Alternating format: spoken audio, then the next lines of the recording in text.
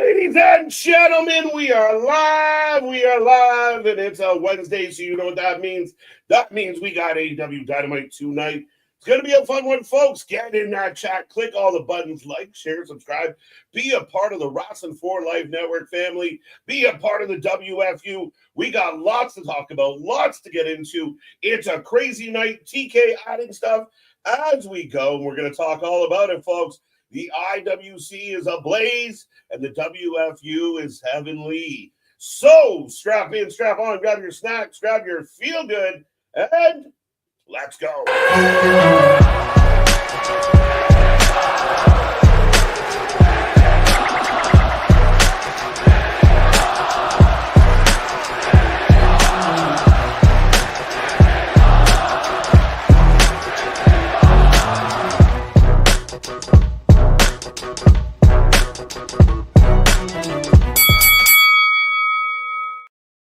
Ding, ding, ding. We are live and back at it again, folks. Like I said, we are the Wrestling for Life Network. This is another live stream, and it's going to be a fun one here tonight. Coming off the heels of Dynasty, what will AEW Dynamite have in store for us? A busy card, lots going on, lots added last minute. I'm going to talk about it, but I see that chat filling up. Remember, we want to see triple digits in the chat here tonight. Make sure you hit like, make sure you hit subscribe, make sure you share the link, be a friend, tell a friend, and don't forget to click those little emojis on the side.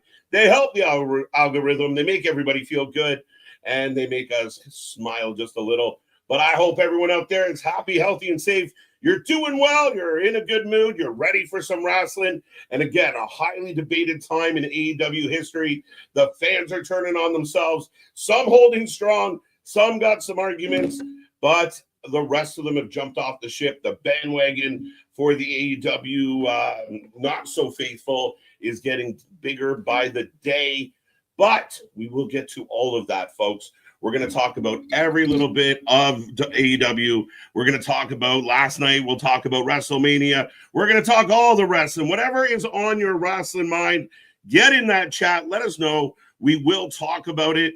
But big shout out to everyone out there. Again, I hope you're doing well. You put Hump Day in the books. Friday Junior tomorrow. The weekend is almost upon us. And again, as always, there is so much to talk about, so much to debate, so much to get into with the wrestling. So make sure you get in there. Don't be quiet. Don't be shy.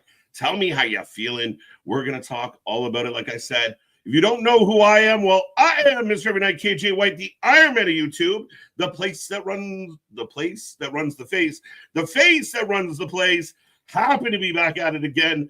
And again, I want to see this chat blowing up. I want to see all those messages. And we want to talk all about what's going on. As far as tonight goes, well, I mean, like I said, last minute we got some things added, and we're going to talk about that as well. But the Bucks should be here tonight, we imagine, or at least at minimum, they're going to talk about it. But the Bucks should be in the building. This has been added, and Jericho, who's out there collecting all his money, is getting TV time. I know this is a little rib, a little nudge to the fans, because Jericho thinks it's funny that everyone kind of hates him and doesn't want him there anymore.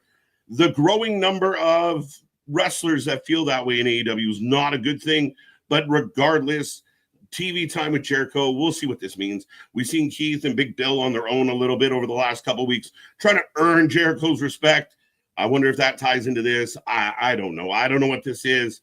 But yeah, go get your Jericho Hogan t-shirt so we can all celebrate together. But that'll be interesting. Tag match as we get Claudio teaming up with Yuta, taking on Samoa Joe and Hook tonight. Again, that should be interesting. We'll see how this ties in, because they added a match now, and it's getting very intriguing, because now I'm starting to feel like the ops are getting pulled into the storyline, and I'll tell you why in a moment. But there's an 8-man tag tonight. An 8-man tag, the $400,000 tag match. Don't know why, don't know where it came from, don't know what this is, but each member of the team, the winning team, gets $100,000. So you have Ospreay, newly signed Kevin Knight, newly signed Speedball, Mark Briscoe, who we all love, a pure babyface team, taking on Ricochet, Leo Rush, Action Andrade, who, again, Leo and Action have been hanging around, but we'll dive into that. But, and the Beast Mortos. A really interesting booking, a really interesting decision. I'm not sure why this is happening. I'm not sure what this means. I don't know if I missed something between Dynasty and now. Nobody mentioned this, but there is $400,000 on the line. So I don't know what it is. I have no idea. If anyone's got more information, I am all ears. This came out like an hour ago or 2 hours ago, whatever, but I have no idea. I have no idea why this match is special, why this match has money attached to it. I just don't get it. I don't know. Friendly reminder, join the WFU. Go get your WFU merch today. But let's go. Thunder Rosa going to take on Stat with Tony Storm on commentary. This is part of the Owen Hart. This should be a great match. I'm looking forward to this. I'm excited about this. I know I got some question marks bouncing around my head about some of the stuff. This should be good. I hope it's a great match. And again, a very interesting one. I think a tricky one to call, even though at this time and place, it makes a lot of sense that Statlander is kind of the favorite here. And then we have PAC taking on Swerve, and then Moxley taking on Shibata. So you have two members of the Odds taking on two members of Death Riders, and then you have Shibata taking on Moxley. So the third members are also facing off. We know Moxley probably should still have issues with Swerve. We know the Bucks are back in the mix. So how does that tie into this? A lot of people wondering about Jack Perry. Is he tied into something? I don't know. But it feels like, unless this is just a one-off, are we pulling the ops into this storyline? And does that make the storyline better? I don't know. Time will tell. And, of course, I will remind everyone, tomorrow we are back, 8 p.m., our WrestleMania and Stand and Deliver preview show. We're going to go through the card. I know we are up to like 12 matches or so, maybe 10, but there's a lot of perceived matches that are coming our way. We're going to break it all down. We're going to talk all about it. We're going to go through the rumors. We're going to go through the stories. We're going to talk about the build. We're going to talk about the matchups. We got lots to debate on this one. Be here tomorrow. Anthony, Big Nick, shout out to them. They will be back with me tomorrow after their Dynamite hiatus, and we are looking forward to it. So, again, be a friend, tell a friend, get in there. All the shows coming your way, including SmackDown back at its regular time, and we are looking towards all the fun. But what is on your mind? We will say hello to the chat momentarily. But yes, a crazy night, the fallout of Dynamite. Dynasty has been highly debated, highly talked about. And I guess we can get into some of the finer points of what's been debated. The biggest thing that seems to piss everyone off is the Moxley thing. But there's been debate as far as, well, you don't know what Moxley's up to. You don't know the story. Let the story play out. That's fine and dandy. I get that. We say do not be pre-mad all the time here on the channel. But here's the problem. You're asking me to wait for the end of a movie, but the movie sucks. And I think that's what some of the fans are missing, is this title run for Mox has been bad. So even if it's leading to like this big thing where the Bucks are working with Moxley and the EVPs are back to try and take over. I know someone pointed out on YouTube, well, KJ, the Young Bucks or EVPs are already in control. They have a boss. They don't own the place. They don't run the place. I know people love to correct other people, but let's be real. At the end of the day, what does this all mean? How does this all tie together? I don't know.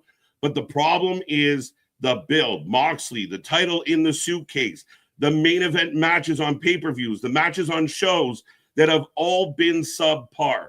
That's the dilemma. It's not that we don't get it. It's not that there's a bigger picture we're missing out on.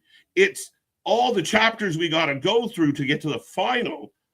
The big, reveal haven't been good. So that's the tricky part.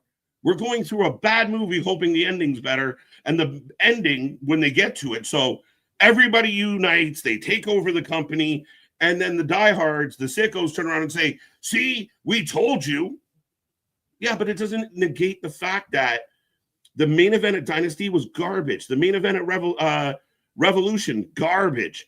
The match on Dynamite with the spikes, it was a bad match. And I'm sorry, I'm not one of the fans that just get off on they did a high spot, they did a ladder spot, they landed on spikes, they set each other on fire, they spit in each other's mouths, they poked each other in the butt. Like, I don't care about any of that if everything around it isn't solid. So I would love to hear your opinion out there, folks. I'd love to see what you're thinking tonight. That is my issue. And I think some of the diehards are holding on so tight to defend this. I think you're missing out the idea that the build is not strong. And that is the problem. It isn't that we are too dumb to see the big picture. It's not that they've duped us. It's not like it's a really good story and we're mad because the bad guy's winning. We're not mad about the bad guy winning. We're mad that the bad guy sucks and keeps winning. That's the problem. That's the problem. But that's my 2 cents on that. Before I get into some other stuff, I see this chat booming. I see the chat filling up. I see Jose out there making people laugh. So let's get rolling. Floyd's in the chat today. Damien, welcome back. TK just announced Mark Briscoe will Ospreay. Yes, he did. So I did touch on that. I did talk about it. If you are just tuning in, there will be an 8-man tag for $400,000. Just when you thought the man couldn't prove that he was a money mark enough, here comes more money. I don't know what's prompting this. I don't know why there's $400,000 on this random mix match, mashup, video game booking. I have no idea. If anyone knows more than I do, I would love to know. But Kevin, welcome back. Maggie, good to see you. Eric saying happy birthday to Bianca. Let's go. We're not going to get angry tonight. We're going to have fun. We're going to have fun tonight. As always, Wednesdays, lots of hope, lots of excitement. We want this show to do well. I just need them to smooth some things out, change some things around. And this match on my screen right now, to me, is a perfect example. Speedball, you just came in, just signed. He's good. People like him. Kevin Knight came in. He's talented. People like him. But Will Ospreay should be your poster boy.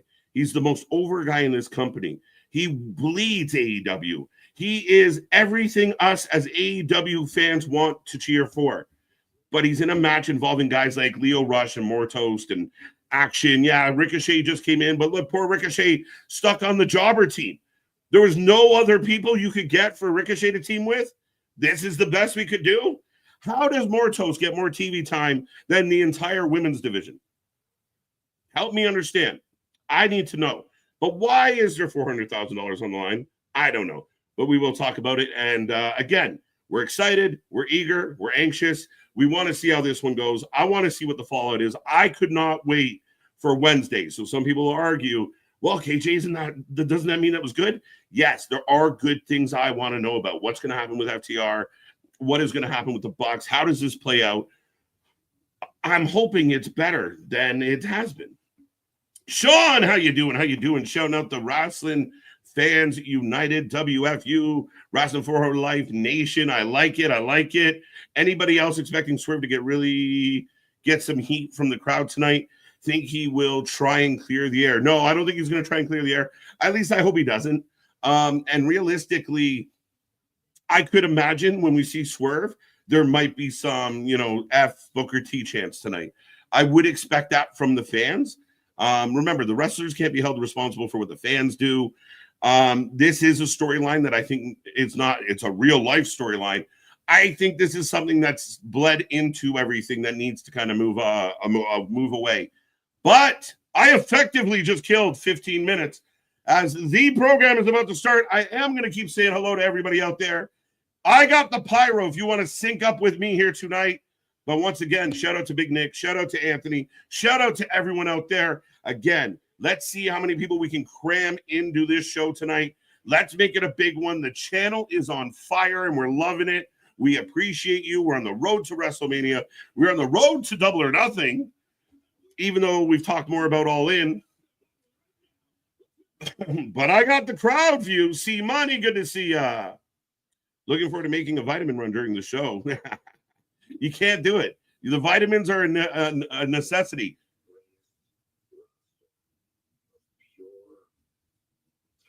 Now we got Moxley, the greatest roster of pure talent ever assembled. Why is the heel doing a fluffy blow the company promo?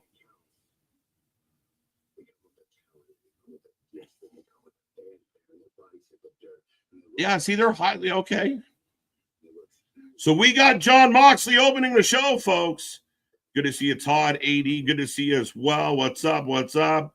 Bradley, welcome back. People, that is our Discord. I have put an article that I shared for the indie shows that happening WrestleMania week in the Indies Talk section. Thank you, Bradley. Thank you, Bradley. Go check out our Discord, folks. This is my life's work.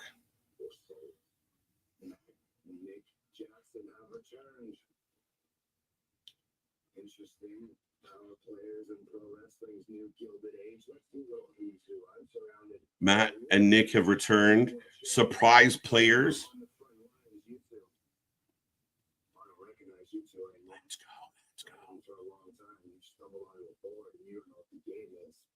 You've stumbled upon a board and you don't know the game is. So the assumption that somehow the Bucks are aligned with Moxley does not seem like it's the case. What do you think? What do you think? Okay, so that was more of a warning to the Bucks than anybody else. But here come the Death Riders to kick this one off.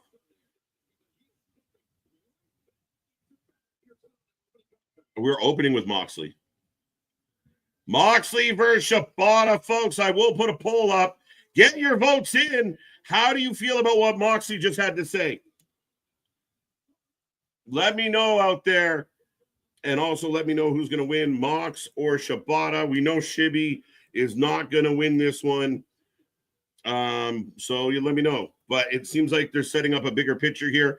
A lot of people have talked about potentially anarchy in the arena, stadium stampede. You know, we'll see. But Marina coming out with Mox. The wrestling god. How you doing?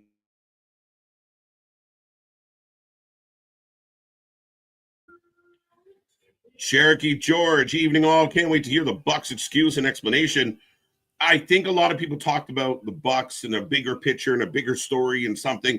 But that promo, that pre-tape would kind of lead you to think that, like Moxley just said, you stepped into a game, you better figure out what's going on before you make a move. Is that just conjecture? Is that, misleading? I don't know. Let's go. Not a big fan of Swerve Strickland Booker T beef at all. It's bad for business. I don't need it. No, I mean, again, listen, I don't know everything about the situation, so it's none of my business. And believe you me, this is the last topic I want to ever talk about on this channel. But ultimately, here's the deal. Handle it like men. I believe Booker went to Swerve's face in Virginia, and they had a chat. If Swerve has beef with Booker, then Swerve, work that out in private. Keep it away from the shows. You should be focused on your shows. Now, as we got Shibata coming out, as in the vote, you'll see Shibby. I like Shibata a lot. We will see what this match means. Here's my problem with all of it, AD. I think the Swerve situation right now, like him doing what he did at Dynasty, it's another example of AEW talent being selfish and putting themselves over the company, over the brand, over their co-workers. It's selfish. We saw it with the Punk Young Bucks situation. We've seen it in the past. It's the Jericho. Jericho is, here we go. It's the selfishness and the egos and the pettiness within the walls of AEW that are hurting AEW the most.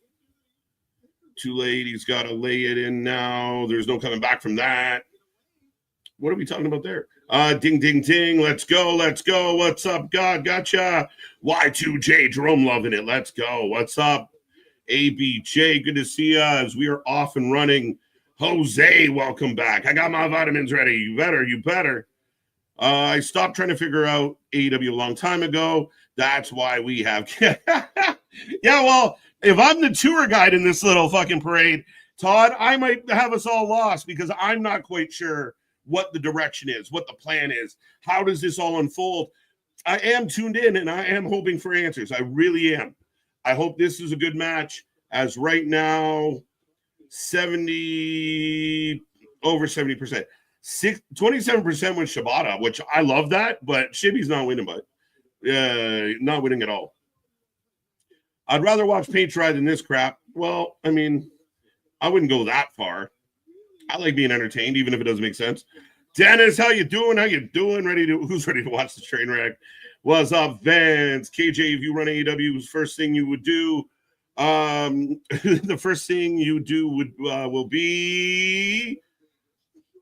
That's a loaded question. Where do you start?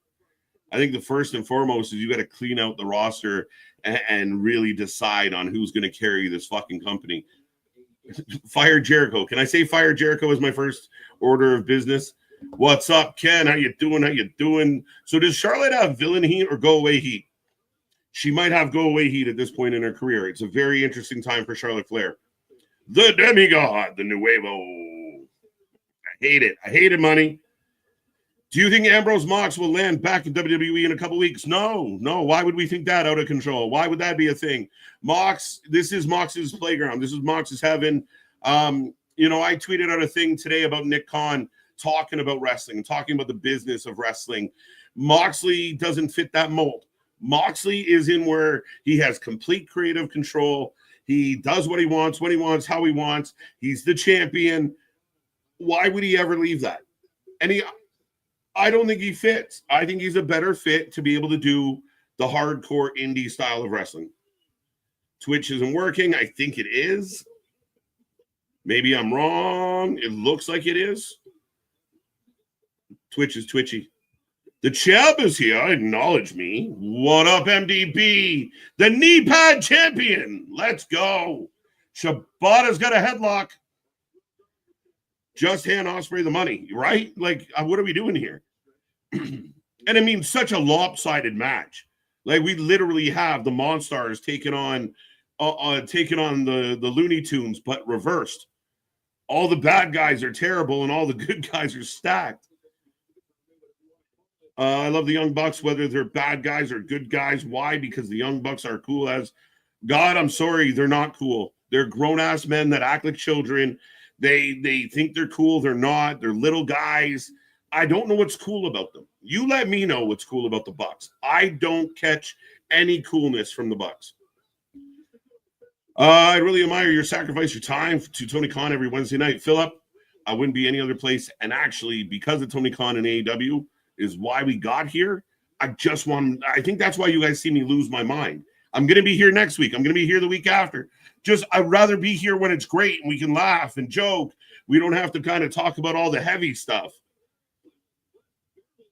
The Blue Hells match, I have no idea. Michael, welcome. MDB got you. Jamie and Denisha. As Denisha put in a super chat that I haven't clicked on yet.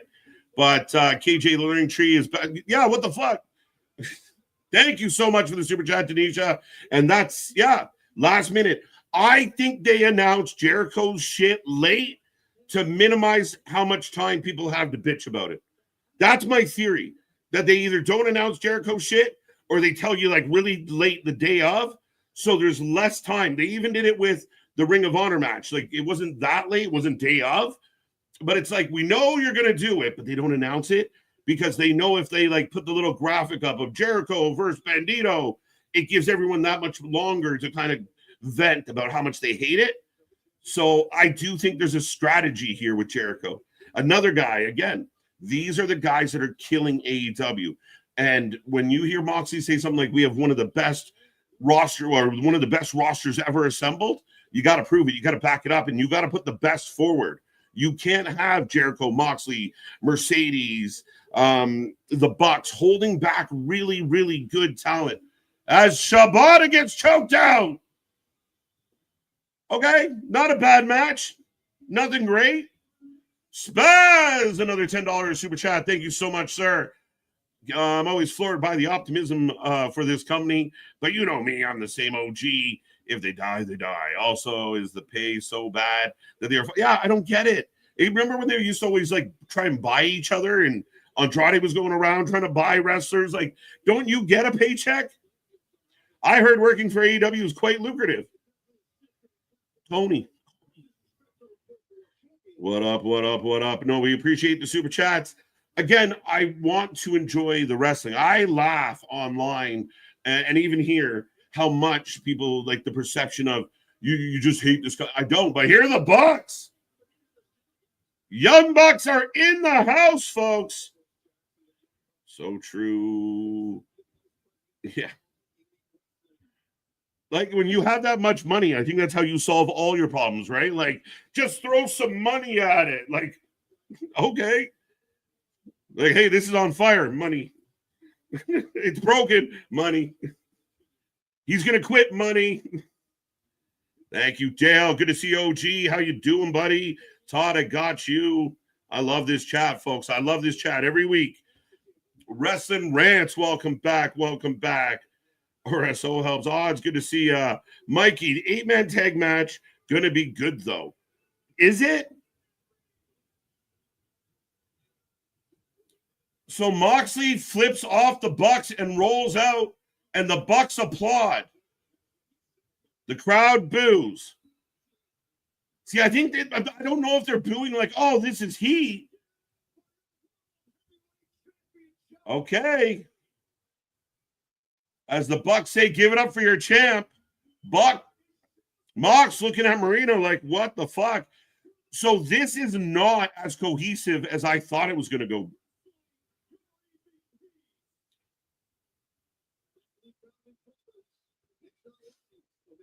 Matt Jackson looks like he's doing Matt Hardy circa 95.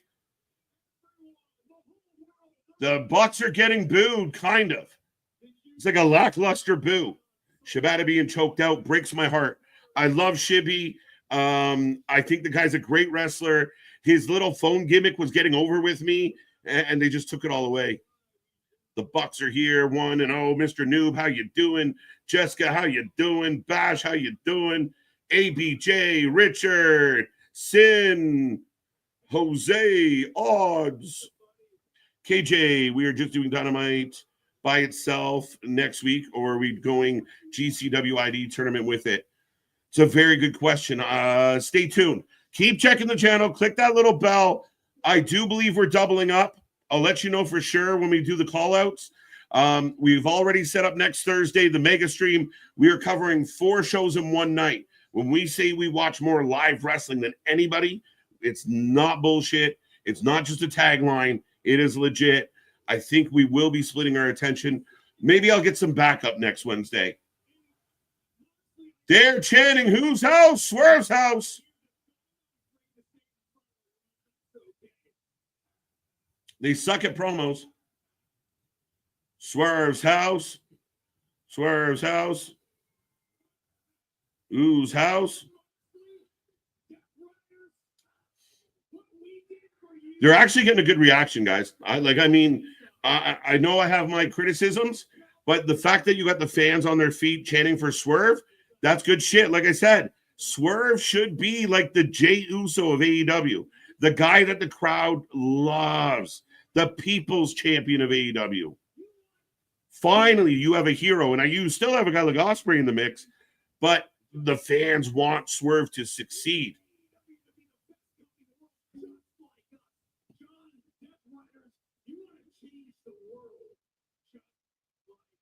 So the Bucks are saying we are just like the Death Riders. We all want the same thing. AEW could be an alternative, but their booking is awful. AEW has the potential, just needs to piece it all together. They do. I mean, that's the thing. I think that's where you see at times the anger and the frustration from the fan base. Like guys like myself, I don't freak out and say, well, this company should fold or fuck this company, I'm done. I know other podcasts are out there screaming at the top of their lungs, fuck this company, after blowing it for 4 years. But that's not our style. I want this company to succeed. My frustration is I can see it. I can see what you have. I can see the Will Ospreays. I can see the MJFs. I can see the Hangman Pages. The Hurt business is good. I mean, there's so many good parts. The Mark Briscoes of the world. We just saw Chibi get choked out. Samoa Joe hanging around doing not much.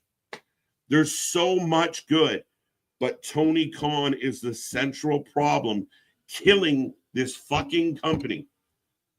As we get Kenny Omega.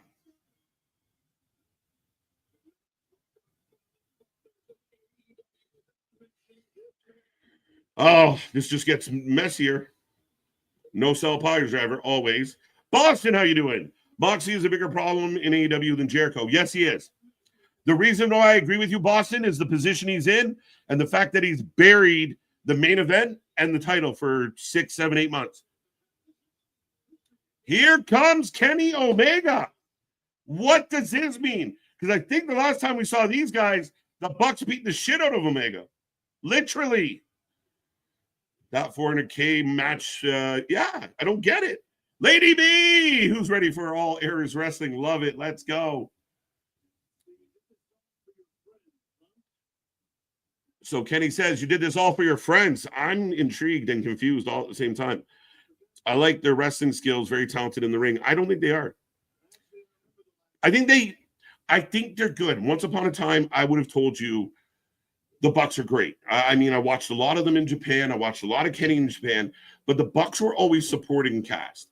The Bucks were never superstars. The Bucks were secondary guys. And Tony Khan and their relationship and being a part of the founding fathers of AEW, I think it went to their head. It made them complacent. It made them lazy. They never changed. They never evolved. They're not a great promo. Can they do some flips and tricks? Yeah. But if you've seen one Bucks match, you've probably seen them all. I want to see a little more. Wait, Kenny's telling us a story. Had 2 dogs. What is? I think he's comparing the Bucks to ugly little Shih Tzus, which is pretty good. Listening to you broadcast AEW and watching Luca Homecoming. All right, well, Bruiser, I appreciate you listening in. 3 matches tonight involve Death Rider members. Christ. I thought it was 2. Richard, what's the third one? Slap the shit out of Mox. Let's go. If I ran AEW Massive Royal Rumble to see who really is the best, love Royal Rumble.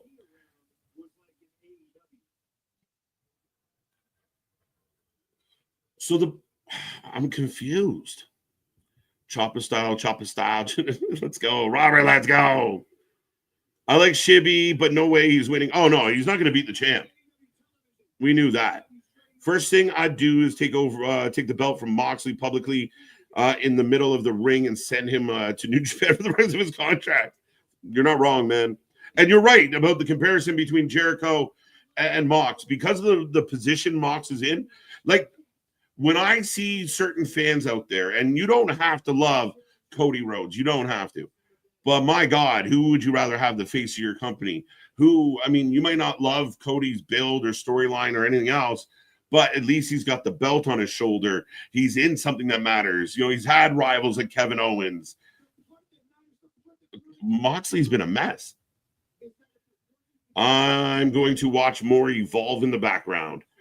We've been talking about Evolve, Damien. Again, it's just so hard, the idea that we're going to cover the fourth, the 4th tier show.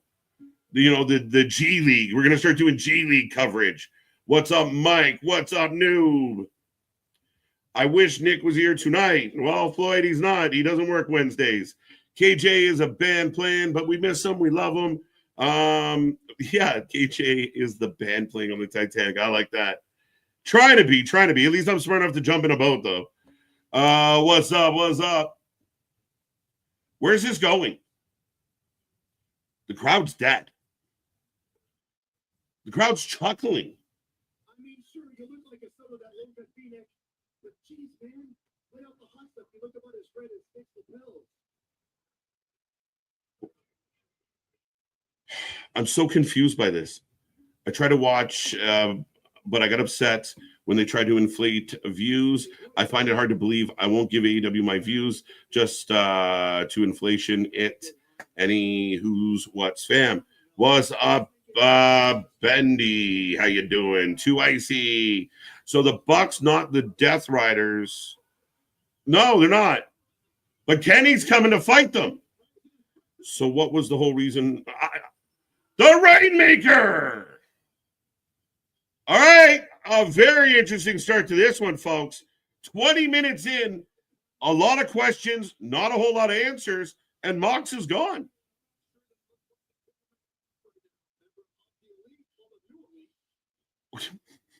Okada looks like, it's whose house? Here comes Swerve. All right. Like, Okada moves like an NPC. I agree. What did Jessica say? Thank you, Rants. Okay. So the Elite tail it out of here. Swerve's got a chair. Swervy's got a chair. DQ for the win. Bucks cost Shibby. Nope. The Death Riders and the Bucks are not coordinating. They're actually, like, Moxley doesn't like the Bucks. At least right now. Pretty much. So why not do that live? Do what live? Help me understand. Hashtag pre-mad. We try not. Listen to the crowd.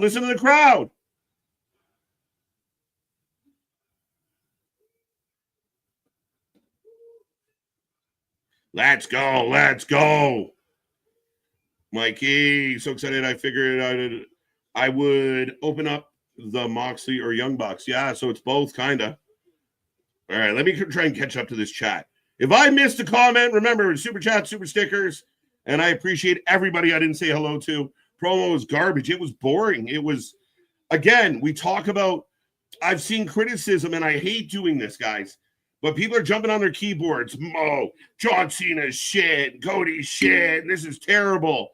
And then go, oh my God, Kenny and the Bucks are cooking. Kenny just did the whole fucking Adam Sandler thing. Told us a story about a dog. We're all a little dumber for having sitting through that. What are we doing? Pac's here. Now Pac and Swerve are going to fight tonight, which I guess will be right now. And I guess Kenny just said, thanks for the help, Swerve. Fuck you. So Pac jump starts a match, and it's messy, folks. It's messy. Swerve is on time for a break. Even Kenny couldn't save that segment. Kenny might have made it worse. He literally told us the dog story from Billy Madison. The Minecraft movie meal. As we go to our first commercial break. The puppy who lost. Yeah. So essentially the Bucks. This is what I got out of the first minute of the show, or the first 20 minutes, folks. And you can tell me if I'm wrong. Moxley still wants to take over the company, or thinks that they have the best company in the world, but it's not. People aren't doing what they're supposed to do. Moxley and crew don't like the Young Bucks. The Young Bucks helped Moxley because they have similar thought process, though they're not liked or appreciated by Moxley. Moxley also thinks they're losers. Kenny is still mad at the Bucks, which makes sense. Swerve helped Kenny, but Kenny lets Swerve get jumped from behind. Okada and Kenny are going to fight it all out, which, again, announcing everything for All Out has really hurt Dynasty, has really hurt Double or Nothing, in my opinion, because you're teasing July. We have been teasing July since February. So should I come back in June? When should I start watching the shows, Tony? So right now, the Elite are not coordinated with the Death Riders. The whole they were shredding papers because they were hiding the fact that they unleashed Moxley. Why would they have a stack of paperwork? Why would you have a paper trail that big that you somehow the theories are blowing my mind. Kenny gave us the, this long-winded, the puppy who lost his way story, comparing the Bucks. The crowd went dead silent. Like, for anyone out there that says, KG, you're just hating, the people in the building were quiet. Then Kenny gets in a little joke about that. That's it. The Rainmaker comes out. Kenny's outnumbered. Swerve saves the day, but then gets jumped by a Death Rider. And now we go this direction. The storytelling is all over the place right now. Anybody want to help me? Anybody got an answer? Anybody want to fill in some gaps I might have missed? Those theories are from people that never actually lived real life. Yeah, like, how does any of that make sense? And the Young Bucks are not a draw. I gave them a compliment. I did. I want to be honest. At least the sight of the Bucks are making people cheer more for Swerve. That's their job. I'll give them kudos. But they're a terrible promo. None of this makes sense. None. I'll be honest, Swerve and Omega be a hell of a tag team. Not Swerve, yeah, for sure. Again, two really good singles talents. But Swerve's been assaulted. PAC is talking shit, and we now get the ding-ding. So I will put it in the chat, folks. I will put the poll up. Who wins? PAC and Swerve. So we have 2 Death Rider matches. Oh, and by the way, somebody said 3 matches, and I questioned them. Richard, I see it now. So we all know Swerve's going to win this, or the DQ, or some bullshit, but I'll put it up there anyway. You let me know how you feel about it. Start a poll. Okay, so yes, back-to-back Death Rider matches to kick off this show. Salted. That's how I like my steak. Wrestling for Life. What's up, Anthony? How you doing? So, folks, get in that chat. I welcome you. If you're sitting at home right now and you can hear my voice and you think I'm wrong, I would love to know, and I would love to talk about it. If you think I'm right, by all means, let me know what I'm right about. But ultimately, what do you think? We are 28 minutes into the show tonight. How's it working for you? Yeah, very Vince Russo. Again, it's just chaos. Like, the storytelling is so fragmented and splintered. It's frustrating, because you think if you were one of the hardcore, diehard AEW tribalists that are trying to defend this, you've been waiting till Wednesday to tell everyone where they can stick their opinion, and then the show starts off and it's chaos and nothing really gets answered. At what point do the diehards, the sickos, how much further will their numbers dwindle with this kind of booking? Is it possible that Swerve gets a rematch against Moxley? It should be. If they were smart, Swerve gets the belt at Double or Nothing. Swerve fights Ospreay at All In. Swerve. Yeah, that's rough. Look at Pac's back. That did not look pretty. What did Kev say? There you go. Where's the prediction thing? What prediction thing? That? What's up, Johnny? How you doing? Welcome. Bendy got you already. Sounds like Blood and Guts or that's what it's. So again, instead of kind of building this, you're just kind of like, it feels a little crammy. Like, we're gonna are you guys gonna be happy if it's Swerve and the Ops or whatever the fuck, and Kenny versus the Death Riders and the Elite? I don't know, but can the Elite work with Moxley? Because Moxley just keeps flipping them the bird. So is the Elite and Death Riders? No, well, at least not now. They haven't even alluded to it. Like that promo they just cut. By the way, PAC is down, guys, and I think he might be legitimately injured. They had a really ugly spot there. PAC definitely hurt.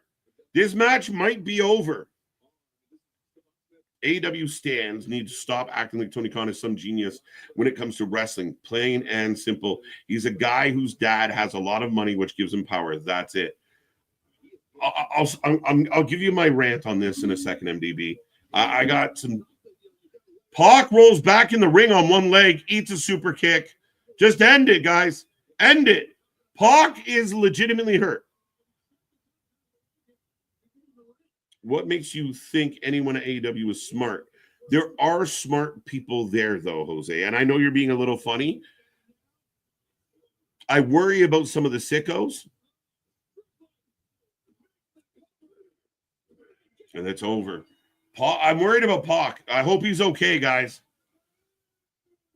But they ended that match quick, so we get a really flat match. I think you should have started the show tonight with Swerve. I think Swerve should have opened the show without a match. He should have walked out into the middle of the ring and demanded, like almost take over the show. Like, I'm going to sit in a chair in the middle of the ring until the Bucks get out here. That reminded me of Seth and Sting a little bit, yeah. Yeah, they definitely tucked and pulled, so pause.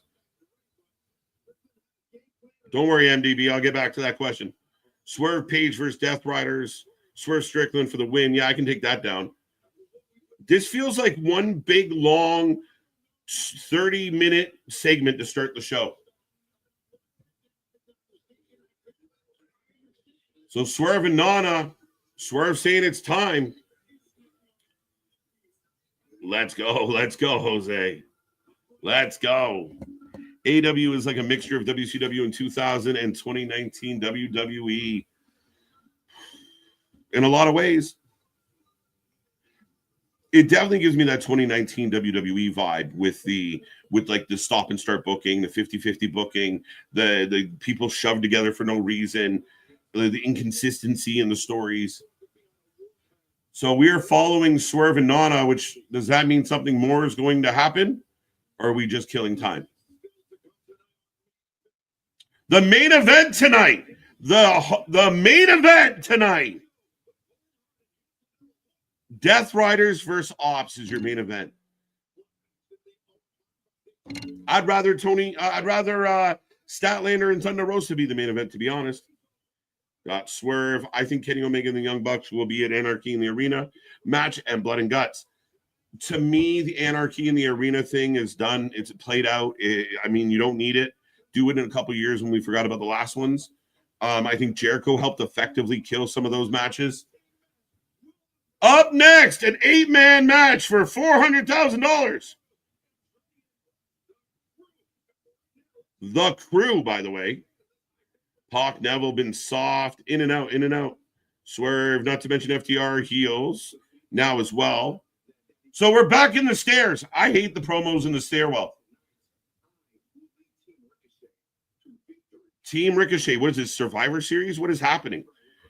Just like the old guys acting like teenagers, teenage ideas. In a lot of ways. I thought Shafir was wrestling tonight. No, she's not. Not that I know of yet. And also, I thought it was funny, the stairs, they're in a fucking sewer. Your baby faces are in a fucking tunnel. Disney World! Let's go. What's up, Anthony? Mike N, good to see Daryl, good to see Mr. Noob. Always a pleasure, sir. I hope the roads are treating you well. They're setting up 3-team Anarchy in the Arena or Blood and Guts. Would we be 3 teams? I don't want 3 teams. That's too much. The crowd were chanting and cheering, not the entire promo, but most. They were cheering for Swerve, and I do agree with that. I will give them credit for that. Shad Khan is a clown, and Tony Khan is a jester. All right, so back to this. We're on commercial break, folks. Remember, like, share, subscribe. Stepping on my own tongue here. Hit all the buttons. Be a friend, tell a friend. I got over 120 people with me right now. Let's get that up to 150 as we are cooking here at the Wrestling for Life Network. Here's the rundown on how I feel about Tony Khan. Lucky motherfucker. Got all the money in the world. We know the story. Seems like a super nice guy. I don't think, at least I can't tell that, you know, he's this malicious, mean, miserable person out there causing problems, running amok, being an asshole. He seems too nice for his own good. I think people like Jericho have taken advantage of that. They've milked this guy for every dollar, calling him a money mark. I mean, we're having a $400,000 8-man tag. So, I mean, you know, let's just strengthen this money mark perception. Ultimately, the problem is Tony Khan thinks he knows. Tony Khan has this arrogant kind of take, but we've seen the childishness of Tony Khan. Tony Khan has no control of his wrestlers. Tony Khan has no control of his company. Tony Khan is listening to people like Will Washington for writing on RJ City. Like, who are, like, why? He's a chat room nerd that just happened to hit the golden ticket of parents. Tony didn't earn any of this. This was all handed to him. And again, I'm not knocking him in the sense of I appreciate that there's an alternative. I'm happy that there's an alternative wrestling. But if you're going to do it and you're going to pick a fight with the big bully, you got to take the criticism. This idea of bots and bullying and, oh, they just hate us to hate us. You guys are creating that. And like we see with Uncle Dave, who I've blatantly been on the record about his problems. It's another example of, well, we're going to say and do whatever we want, but if you respond, we're going to cry about it. And that's not how this works. Tony's got to take care of his house. Tony, I know it's Swerve's house. It's Tony's house. Tony's got to take care of his house. The wrestlers got to stop going off script. The wrestlers got to stop shooting for nothing. The wrestlers have to focus on, how do we help AEW be the best it can be? How can we provide the most entertaining wrestling product in the world? But the fans talking about ticket sales, AEW started that. The fans talking about ratings, the AEW started that. The fans that have this arrogant kind of fuck you attitude about everything, that don't want to hear the truth, that kind of came from in-house too. You got your wrestlers fighting with fans. You got your people that cover your show fighting with fans. It's, again, Tony's just sitting back watching everything burn. It is time, and I say this over and over and over and over, Tony Khan is older than me, yet he sits there at a press conference like a 16-year-old boy, and it is insane. The childishness and the immaturity, and it bleeds into the booking.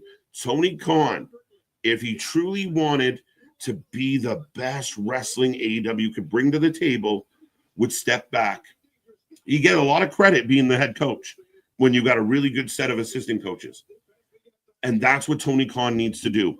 Get the fuck away from the booking. Get the fuck away from the decision-making. Put people in place that have the balls to tell people like Jericho, you can't be on TV. No, Moxley, you can't do whatever you want. No, Sasha, you can't do whatever you want. Because as much as AEW and AEW fans have been all over WCW and Eric Bischoff, they're repeating Eric's problems. They're repeating Eric's bullshit. I want this company to succeed, and it will not succeed as long as it's Tony Khan's vanity project. And we know it's that because Daniel Garcia, because of Mercedes Moné, because you have people, like everyone made such a big deal about Bowens coming back on the weekend. He came back on a pre-show in a 2-second match where that was a former world tag champion that you could have built something out of. Nah, we don't need to build it. Tournaments everywhere. Harley Cameron gets over. We push her aside. Jamie Hayter's running around doing nothing. I see her on my screen. Push her aside. Tony books those he loves. And that's how it works. If you're near and dear, if you've given him a verbal handy once in a while, that's the people we see on TV. And then all the while, and I don't give a shit what the sickos say, you're bleeding good talent and replacing it with older, not what they used to be talent, hoping the name value carries your company, but then you book them poorly and they don't mean anything anymore. This isn't hate. And those out there that just can't help but get on social media and make their thumbs bleed on all this defensiveness. Why are you defending this company so hard? You don't work there. You don't have friends that work there. You're not in the fucking company. I don't get why you can't go, yeah, this is shit. If you're a sports fan and your team's 0-20 to start off the year, do you go, no, we're killing it. We're killing it. Oh, but nobody's coming to the games and you guys can't win. No, but it's good. You just don't get it. What don't we get? You're losing. You got a fucking goose egg on the board. What are we doing? You're not a bad fan for being honest. You're not a bad fan for going, whoa, this doesn't make sense. And it's just the depth. And when you finally have an AEW sicko cornered, they go, oh, but them, this but them culture. Oh, back in 72, the WWF booked so-and-so. What the fuck are we talking about? And now Hangman's here looking for Swerve. What the fuck? At Dynasty, I was not trying to help Swerve. Next week, I start the Owen, and you tell Swerve. All right, but that's my long-winded answer to the question about Tony Khan. I don't think he's a bad man. I mean, if I ever bumped into him, I'd shake his hand and thank him for creating an alternative to Vince McMahon's nightmare that was wrestling. But the fans have to let go of the VKM years. Vince is gone. The WWE was shit for a long time under Vince in the last handful of years. He's gone. So whatever they did when he was there in 2019, 2020, 2021, I don't give a fuck. That does not excuse Tony Khan. Like, Tony Khan can fuck up in any way, shape, or form because once upon a time, fucking Vince McMahon or Eric Bischoff made a booking that was shit. It doesn't matter. It does not matter. But here comes. Oh, there's two men in spiky balloon vests. It makes my fucking brain hurt. But here comes the 8-man tag. I didn't even put this in the chat because I was rambling like a psychopath. But start. Let's go. Who wins? I don't even want to put who. I don't want to put a poll up because I can't imagine Team Osprey losing.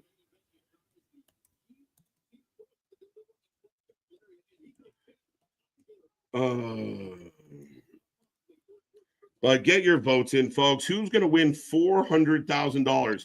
And if anybody out there knows why the fuck we're giving $4,000 away on a bullshit Dynamite match, I am all fucking ears. As I'm getting an ad for Daredevil hot honey chicken sandwich. There we go. Shout out. But ultimately, to sum all of that shit up, guys, that I just ranted about, you are not a bad fan. And the more you try and defend things that are at the end of its rope for defense, the dumber you look. And pointing fingers at everybody but the company that you're cheering for, I'm not saying quit on it. I'm not saying hate on it. Don't do what JD from New York did and just jump off the fucking bandwagon and then beg for the company to go out of business.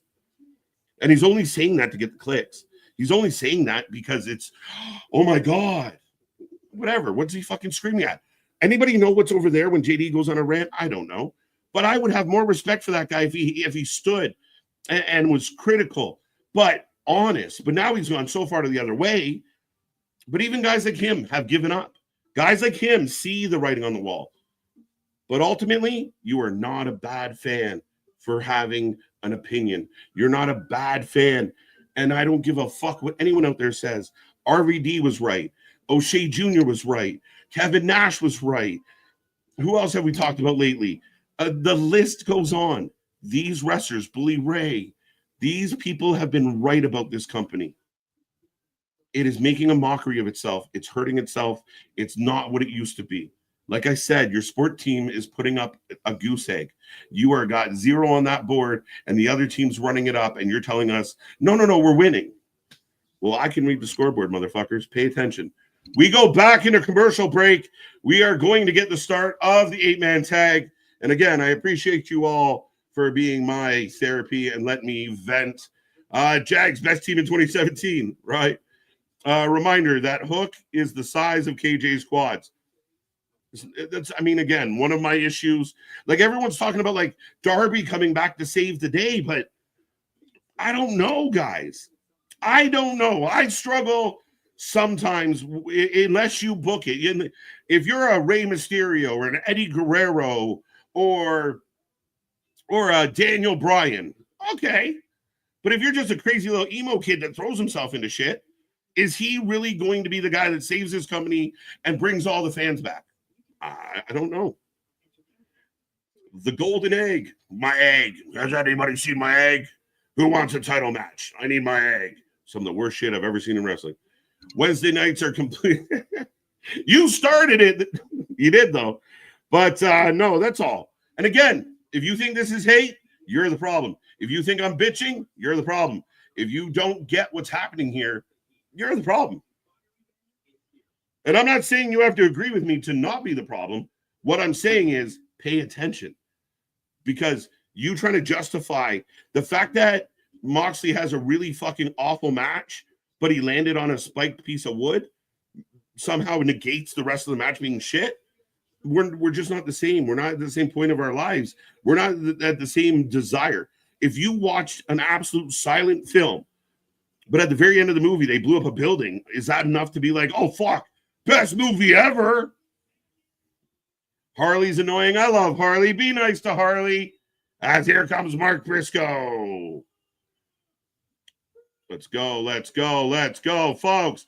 Get in that chat. Be a friend, tell a friend. I had to get all that off my chest. Tony could have been JJ Redick, but he wants to be more. That's funny. Well, here's the thing. I said this in the beginning. When Tony started the company, even though Tony was rich as fuck, he was the Robin Hood of wrestling. He was jacking the big old publicly traded company. He was jacking Vince McMahon left, right, and center. And you had all this talent, FTR, Jericho, Danielson, Cole, all these guys that we felt Vince wasn't giving love to now had a place to get some love. He was the Robin Hood, stealing from the rich, giving to the poor. And then Triple H took over, and now Triple H is kind of that guy as he's saving everybody back. Like, get back in the boat, get back in the boat. Like, it's funny. It's funny how it worked. But Tony Khan became and has become everything he stood up against when he started AEW. The anti-Vince. He is now the Vince in the battle. Ignorant to the fans, doesn't care what they think, books for himself, not paying attention, doesn't have the ability to distribute responsibility. And again, even in situations where he has a chance to be honest, he says things like, oh, that sounds like the reports I've seen, knowing it's bullshit, knowing that they're not getting 500,000 views a week. He knows they're not doing it, but he can't do it. He can't be a leader. He can't be a man. It is time. Tony Khan is going to be 45 soon. It is time for Tony Khan to put on his big boy pants and act like a man, because this childish bullshit is killing this fucking company. Tony is a kid with, that's everyone says it. They could do better. Spot on. Thank you. They don't do what's good for business. That's what hurts. The AEW wrestlers need to stop being unprofessional, petulant children when it comes to business. The main reason they are there should be to make money and move the business forward. Facts. And to add to that, as we get the ding, ding, ding, Ricochet starting off against Speedball. Who's going to win $400,000, folks? Just to add to that, the fans make your business what it is. You've heard it a million times from a million people. Doesn't matter what form of entertainment you've decided to go into, the fans you need the fans. If you want to sell concert tickets, you need fans. If you want to sell sports tickets, you need the fans. If you want to do this entertainment shit, you need the fans. So I would try and stop shitting on your fans. Because if you want to do shows in front of 150 people, you want to do shows in front of 200 people, that's fine. Lots of gymnasiums are cheap to book. But you're running your fans off. The CM Punk shit split your fan base in half. And you haven't recovered from it. Now this Moxley stuff, it's cutting them in half again. What's the next thing? How many more fans can give up on your product before you change? You need the fans. Your wrestlers are shit to the fans. Meltzer shit to the fans. It is this fucking weird behavior. A title into a fucking Christian wrestling family channel. Roddy, thank you for the super chat. Into the fucking Christian. I think there's a typo in there, but yeah, even they need fans. Team Osprey, what did the chat say? 80. Oh, it dipped. 70% going Osprey, 30% going Ricochet. Oh. Ricochet back in as they stomp all over Osprey down in the corner. I didn't even realize that Action was a heel. The tith is a donation. Oh, okay. What are you trying to say? More toast wearing boots with fur. He's got the boots with the fur. Yeah, more toast. Gets more TV time than anybody other than Jericho. He gets way too much TV time. All right, we got it. That was a weird standoff. They all had a standoff. The bad guys were like, fuck it. And the good guys said, no, we're going to do it. Now we got all four guys in all four corners. 8, 9, 10. Only 2 of them were behind. That's fucking hilarious. Tony always fumbles. Always is a strong word, Jess, but he fumbles a lot. And people can say whatever they want. Oh, Ricky's just doing it in NXT, like big deal. You got to be real. Like NXT is doing better numbers than AEW. That's fucked up. So the heels have gone to the outside. They get knocked off the apron. We're setting up the obligatory everybody jump spot. All this shit is so... look, Morito's just staring at a man flying through. Why would you stare at like, oh, look, he's coming. Gross. Pause. And a 2-for-1. The baby faces are in control. Cope can't trust Christian versus FTR. We'll see. We'll see. We'll see. Is that like the extra swerve to it all, Anthony? Christian seems like he's going to help Cope, but then joins FTR? I don't know. Ricochet all by himself, and he gets chopped. This is fun. This is fun. If Tony was smart, he would do business with MLW and NWA, but AEW has burned every bridge it got. Tony Khan is the epitome of a spoiled brat, right? So sharing and working together, if it doesn't benefit Tony, he's not that interested. Thank you for that clarification. Tith. I do not think that TK is the worst enemy. I do not think that TK is his worst enemy himself. I do. I thought you said do not. I do. I agree. I think a lot of us will agree with that. If Tony wants this company to succeed, if his priority number one is I want this company to be as good as it could be, I want to go back to once upon a time. I saw fans today celebrating like, you know, I think there's 3,000 people at Dynamite tonight. Great. I love it. But they used to put 10,000 people in a building. So that's a concern. I'm glad you're happy. I really am. But I want to go back to full buildings, real big buildings. I want to go back to those days. I know my buddy MDB, you know, was there when CM Punk debuted. I want that vibe. I want the goosebumps I got that night back. I don't know the last time AEW gave me goosebumps. You know, made me emote, made me feel. Bryan Danielson should be the head booker. Yeah, I don't know. Danielson's got some wonky thinking. Samantha going to be pissed. Rico, don't win that money, right? I mean, I think he's making bank, ain't he? Seeing Ospreay and Mike Bailey teaming up is a thing of beauty. It's crazy to see. It's a little surreal, but again, this match is just chaos, which we knew it was going to be. I think Jack Perry's a wild card. I don't know. I'm leaning that way. Josh Alexander's a good shout. I mean, there's other names out there, but here's where we're going to be guessing, and it'll be Minoru Suzuki or Ishii. Like, I don't know. Mike Bailey has such a punchable face. No wonder he cried. The craziest smile in all of wrestling. All we ask for is stories and this shit. It's funny because the fans will say in one breath, well, this isn't about the stories. If you want the soap opera, you go to the Fed. Then they do a story and they're like, well, this is long-term storytelling. Well, you can't have it both ways. You can't not do it and then be like, see, told you we do it. Well, wait, you were the one that said you don't do it. What is it? Like, the goalposts move so much that it's fucking exhausting to try and keep up with it. Like I said, even when you have the diehards of a diehard just completely cornered, they come back with like, but they just change topic. You can never, some of these fucking people are just so squirmy. NXT is a big deal. It feels like it, don't it? Touch the screen and send in your donations. Let's go. Send them in. Send them in. Thank you so much, Jose. Let's go. Let's go. Let's go. We appreciate all the tiff. Is Hangman versus Wildcard today? I think it's next week. Hangman just said I start the Owen next week.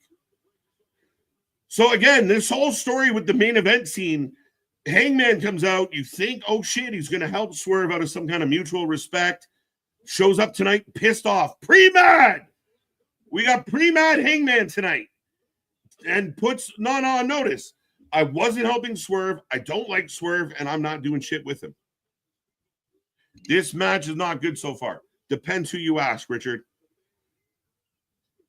If you're into 8 men just running around jumping over shit, this match is great.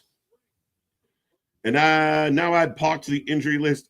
I feel so bad for PAC because I was such a big fan of PAC. PAC was one of the things that excited me about early day AEW. But visa problems, travel issues, a fucking pandemic didn't help.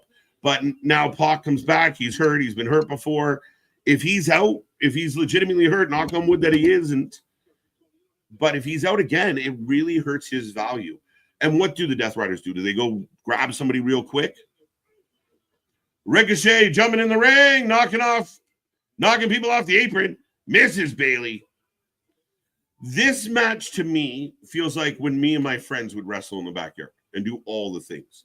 No ref, no rules, just fucking run around like maniacs. Is Hangman, no. More Toast gets more screen time than Wardlow ever got. Fact. Where is Hobbs hurt again? Let me know out there. Is Will Hobbs injured?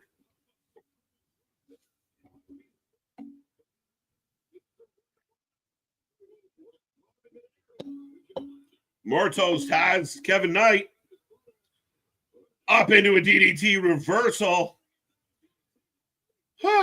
Action in the ring. His turn to do a move. Leo Rush in the ring. Oh. The crowd is chanting, "This is awesome." Give it to the other wrestlers who aren't rich, like Ospreay. This feels very house show. I would agree with that. And again, when you're trying to build momentum coming off a big pay-per-view, like Ospreay being in this match, to me, I love Ospreay. I'm the biggest advocate for Will Ospreay. What is this doing for Will Ospreay? As Ospreay takes out everybody. Oh, shit. Ricochet pushes Ospreay out of the ring. Speedball back in. Speedball with the kick as soon as Ricochet set up for him. Oh, the backflip knees misses.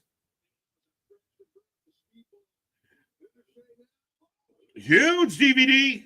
I love that DVD. Pat McAfee has more people on his show than AEW does most weeks. It's true. You really think that they would give Josh Alexander a loss in his debut? Because, I mean, again, that's where the question marks come in, right? Like, I'm concerned about Josh Alexander going to AEW, and I need to be proven wrong on this one. To me, Josh doesn't fit AEW very well. Big kick. Mortos wobbles. This man wearing a fucking mask. And not like a lucha mask. He's wearing fucking horns. It's a fucking weapon. Cirque du AEW. Oh, we got double Karate Kid. Oh, Bailey missed his. That looked like shit. It's fucking chaos, guys. Ox cutter. Kevin Knight with the tag. Kevin Knight going to get another pin in back-to-back weeks. Kevin Knight's new. I like it. And the twisting frog splash. I don't know what we call it. AEW benefited from the pandemic. WWE's Darth Vader and direct competition from NXT. Once all three were removed, the ship started to take water. Yeah, for sure. But there were moments outside of that, and I agree with you. AEW handled the pandemic much better. I thought what they did was really strong. The shows felt better. Oh, Will Ospreay gets the pin on More Toast. I thought Kevin Knight was going to get the pin. More Toast with cheeseburger in a patty melt match. I'm in. Sky Blue still injured as well. I think people in AEW take extra time from injuries. Some of these people have been out for 7, 8, 9, 10 months with a hangnail. I don't get it. Not Adam Page, by the way, but an actual hangnail. I swear to God, I'm trying to keep up with this chat. If I've missed your comments, super chat, super stickers. Apparently, I have a lot to say tonight.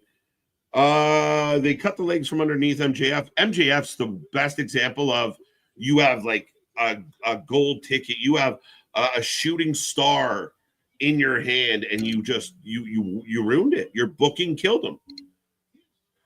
Swerve is the next hot thing. I always say that, JV. Swerve should be the Jey Uso, not from the. I'm not talking wrestling styles or anything.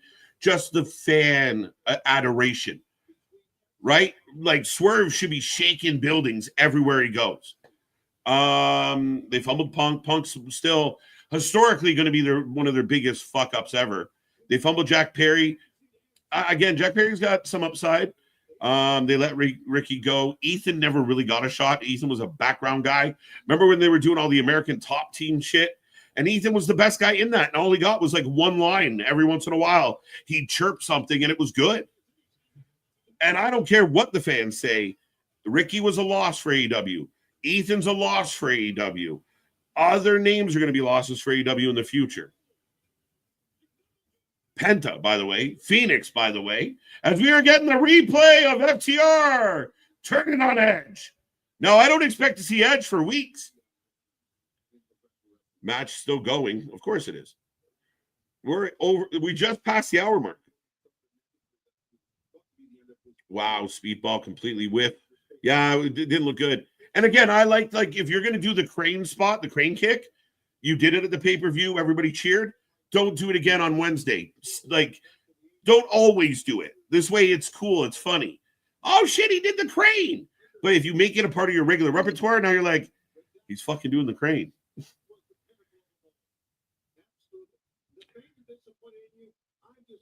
Tony Schiavone is chastising FTR. In what world is this? Tony Schiavone is cutting the best promo of the night, and we've had Kenny and the Bucks cut one. Oh, and then Diaper Face starts talking. Tony Schiavone just gave the heels a talking to. So FTR is going to bed without supper tonight.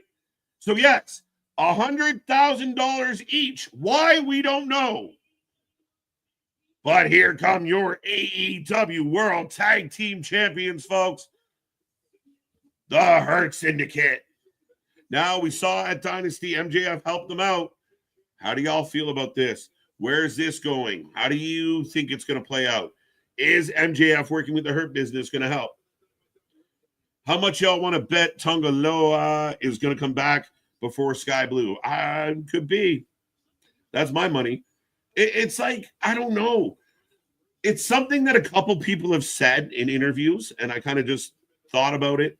But like even Punk mentioned, some people work once a month, and they don't want to do any more than that, right? Like Jack Perry wants to come in, get his match in, do his pre-tapes, and then have a month off. That's what I think the biggest allure to a lot of these fans or a lot of these wrestlers has been, right? And I don't blame them. I'm not knocking anybody's hustle. If somebody wants to pay me a truckload of money to work once, twice a month, I'll take it, right? Think of the life these guys are living. They got more money than they've ever had and all this free time. But what that means is your wrestlers are complacent. They're not in the ring shape they should be. Their consistency is off. The botches happen so frequently. I mean, Britt Baker is a great example. If you wrestle once every 6 months, you look like shit. But we are having a Hurt Business celebration. I know, Syndicate. Get off my case. I didn't even make a slide for this one. We'll go back to the WFU. For live, let's go. All right, let's pin Beast Mortos. Good idea. I mean, out of everybody, I'd pin Beast Mortos. Wouldn't you? Swerve should run AEW. Swerve Mania. Yeah, I mean, if you do it right, you could really get that groundswell behind Swerve, right? The fans want to dance with him. I've seen independent shows that Swerve's been at where the whole building is just swaying. The whole building is going with them. But in AEW, he's kind of a tweener. Some weeks he's a bad guy. Some weeks he's a good guy.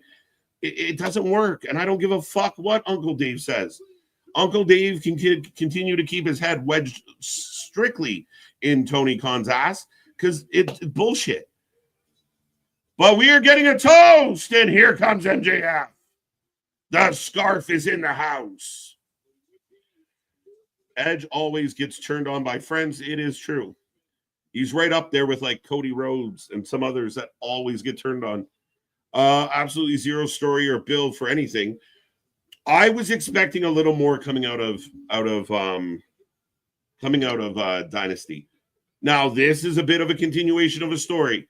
I'm intrigued. You have my attention. Where is it going to go? She could be AEW champ, MDB. I'm not. Who are we talking about? There you go. There you go. She could have been. Gotcha. Imagine Beast Mortos in NXT. I can't though, because I think that the WWE would say, "Okay, we like what you do, but you have to take the helmet off. You can wear a mask. You're not allowed to wear a helmet. It looks stupid. The guy doesn't talk. He doesn't. It's not even like he speaks another language. He just makes sounds. It's fucking Chewbacca. He's our scumbag, breaks out. So a very heelish MJF as of late. The fans are pushing him with love.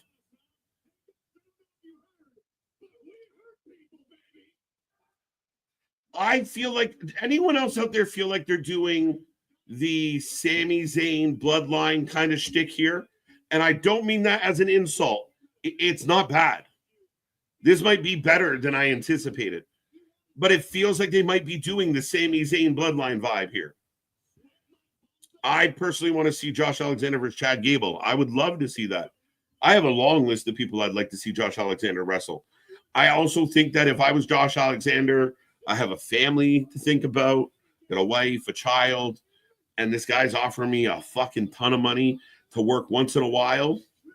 It's a hard thing to turn down, depending on where you're at in your career, especially if the competition is saying, we'll sign you for less money. You got to go to developmental. You got to be in Florida for X amount of months. It's an interesting battle. It's easy for us out here to say some things, but it's an interesting battle. Yeah, no shit. I wish I could. Spaz, thank you so much. From black and gold to 2.0 to 3-point gold to current, the biggest NXT mark there is. I'm the biggest NXT mark there is, but the fact they are outperforming AEW with everything AEW have to work with is pathetic. That it really is, right? Like pathetic. Yeah, I mean, again, realistically, you see the fans shitting on, like Jordan Grace took so much shit on in the internet of like, oh, look at this. Like, shit happens. Some of y'all out there work just regular 9-to-5 jobs, and you guys trip on shit at work. Get up from your desk or go to pump the gas and fall down. This lady doing her job on TV and fucked up. Now, if she fucks up every week, we got to talk about it. But the toxicity of the nitpicking of don't fuck up. You give us a perfect show, or it's proof that my company's better than your company. Again, I think I heard Nick Khan say it today, where it's such a small pocket of the audience. They don't care what the internet says. He said it himself. You can't change business on that. But NXT is a third-tier show for WWE, and it is doing better. It's providing more entertainment. It's more consistent. Again, some of the shit's fucked. Keep in mind, when it was 2.0, I stopped watching, Spaz. I let Nick go. I'm sorry, Nick. I can't do it. I can't do it. But things change, and you got to be in the moment. You can't hold on to the past. Your windshield's bigger than your rear view. We're in the thumbs up, thumbs down. Shelton says no. MJF's going to have to wrestle Shelton to get in. Bobby said no too, though. So MVP really wants MJF involved. Bobby and Shelton have no interest. Hobbs' injury is that his right? I'm predicting MJF versus Bobby Lashley at Double or Nothing. Okay. I thought maybe Shelton, or at least Shelton first. But the Hurt Syndicate walk off. And MJF is told no. And he is not happy. No, MJF looks like a whiny bitch just looking for friends. Edge and Christian versus FTR, all in. I agree. So you use what happened to write Edge off for a while. And then now, again, everything for AEW seems to be focused on July and all in, even though we have so much wrestling to go. Swerve's not, yeah, right. Young Bucks going to take the tag belts from Hurt Syndicate? No, I don't think so, Keyshawn. The Bucks would need a tank. But I got Megan and Penelope, which I love this tandem. This tag team looking good. Facts, let's go. They just ended MJF versus Hangman for this Swerve Hangman tag team story. A little bit. Thanks for supporting what you like. Let's go, Chewbacca. I can do that. This is good, though. What was good? I'm behind. Theater, good to see you. Paul, good to see you. Roddy, good to see you. I got Mikey already. I'm trying to say hello to everyone. Wrestling Rants, welcome. They didn't get any type of celebration for winning. Yeah, no confetti, no big stupid check like fucking Happy Gilmore. Nothing. Right? Nothing. I swear to you, bro, I said what I said before I got to the end of that sentence. That is jokes. Straight Edge, Mikey, you're out of your mind. NXT is the best thing, and they're killing AEW. What did Mikey say? NXT is irrelevant. Nah, sorry, bro. And I get it. A lot of people are very attached to the black and gold. I was attached to the black and gold. I said, when Vince McMahon came in and gave Triple H a heart attack, I was done. It was the only thing I've ever said. I'm not covering it. And Nick and an old friend of ours would go live on Tuesdays instead of me. I didn't want to do 2.0. It was a mess. It was childish. Everything about it was so kiddie. What they're doing now, though, is fucking great shit. Not all of it. They're blemishes. They make mistakes. They're younger talent. They trip. They fall. They fuck up a promo, slip getting into a ring. It happens. But saying it's irrelevant, Mike, it's not a fair assessment. Damn, she got some rocks on her. Bobby looking like Mr. Bubbles from Lilo and Stitch. Megan and Penny. Megan Bain. A repeat segment. I like where that was going. That promo was pointless. I will say, Key, I thought I kind of like it because there's a door open here, right? MJF's rah, rah, rah. We hurt people. I want this. MJF's in it. Thumbs up or thumbs down. And in this case, 2 out of 3 is bad. So he doesn't get in. Now you develop a resentful MJF. What is MJF going to do in response? Does MJF try and force himself into the group some way, somehow? Or does he counter that group? Does MJF have a friend or two that could help him? Rumors are rumors, That promo, to me, that promo wasn't pointless. That promo had more purpose than the first 20 minutes of the show tonight. Bucks brought nothing to the table. Kenny brought nothing to the table. Moxley brought nothing to the table.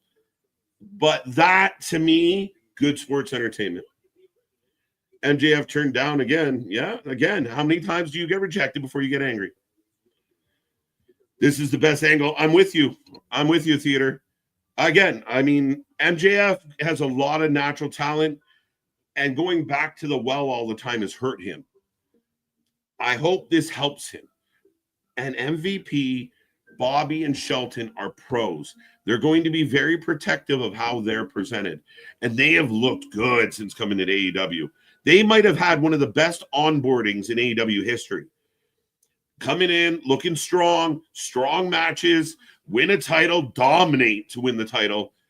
I like the Hurt Syndicate. I like MVP and what they bring to AEW. It's a level of professionalism that you don't see in the other. Like Bobby and the Hurt Syndicate come out, look like pros. When you go back to the early beginning of the show, you got guys coming out in sweatpants and hoodies, and it's just not the same vibe. It's just not the same thing. Is anyone else a TNA wrestling fan too? A lot of TNA fans here, folks, and we do cover TNA live. And actually, next Thursday, we got TNA Impact and TNA Unbreakable. Why did they do that? I don't know.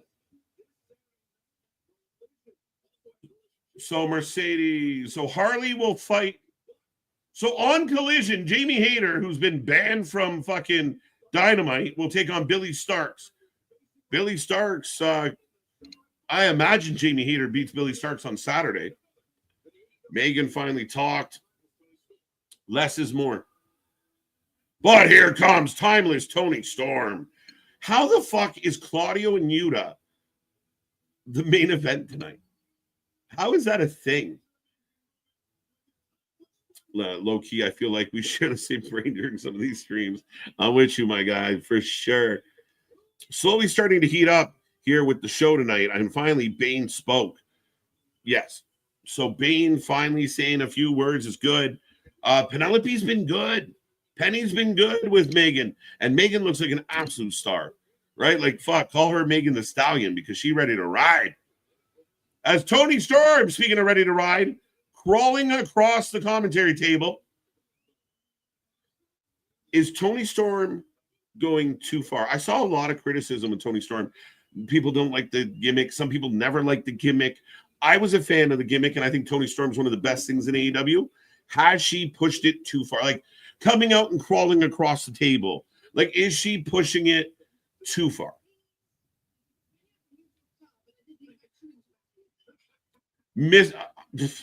I have your keys, Mr. Tasmania. I moved your car, but I did leave my chewing tobacco in there. She is a riot. But here comes Thunder Rosa. I guess I should put this on a poll. Pause. Who wins? Thunder. Who's Thunder fighting? Fucking hilarious. Oh, man.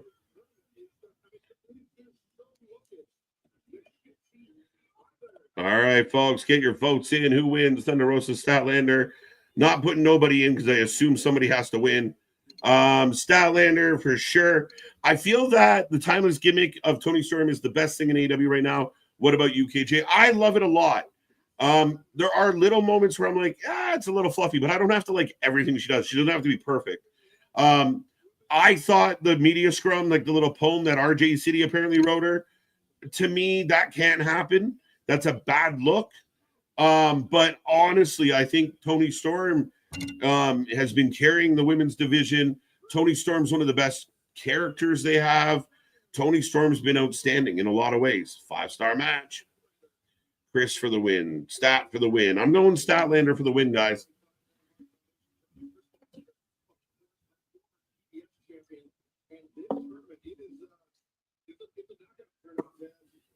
Stat for the win. Stat for the win. Tonight, Storm hasn't crossed the line yet, and I expect her to. Hold on tight. Hold on tight. She is on commentary right now, so I might have to turn my volume up and see if I can hear her little quibs. Tony Starr, blah, blah, blah. She is going too far in the wrong direction. I feel like we are too in on the joke when we should have been a Vicky. Yeah, I like that a lot. And I agree. Like, there are moments where, like I said, I mean, there's a line where you go from comical and eccentric to silly. Well, we are off and running. Statlander Rosa, which I think should have been the main event. Is it my imagination, or like we had an 8-man tag that was kind of fun, but the wrestling is kind of sucked tonight? Being that there's not much time left. The show with the best matches. I think I got better matches on LFG this week. I feel got that. Megan wears the hell out of those outfits. Damn, the women in wrestling show off this week. Megan, Penelope, Bianca, Io with them cheeks out. It's an aesthetic business, folks, and sex sells, and all the power to them. The ladies look good, and I mean that with the utmost respect. Tony Khan needs to wake up because he is killing his own company, especially with Moxley as champ. Andy, I agree. Like, even you look at the kind of how tonight's show was structured. I think I would have opened the show with Swerve, then had some people kind of follow it up. Moxley cuts another one of those pre-tapes that I wonder how many takes it takes. How many takes does it take Moxley to take a take, to make a take? But ultimately, I mean, you open with the Moxley thing, and again, if it was something powerful, like have Moxley come up to the ring and say, I'm still champion, fuck all you. But it's this cryptic pre-tape. Again, words without meaning, words without purpose. It's just words. Then you come in with the Bucks. The Bucks suck at promos. Kenny comes out and tells us about his, his friend that had a couple fucking chihuahuas or schnauzers or whatever the fuck he was going on about. It just wasn't the strong start. But then you look at some of the things, like the 8-man tag match we just had for $400,000. Make that the main event. At least then, Will Ospreay, Mike Speedball Bailey, Kevin Knight, Mark Briscoe, like guys that we really love as fans are all in the main event, and it's for $400,000. So like MDB said, they win the match. Tony Schiavone rolls in the ring with a big stupid check. We go off the air on a happy note. The main event, I don't care about the main event. If I wasn't covering this show for this, I don't know that I'd want to see this main event.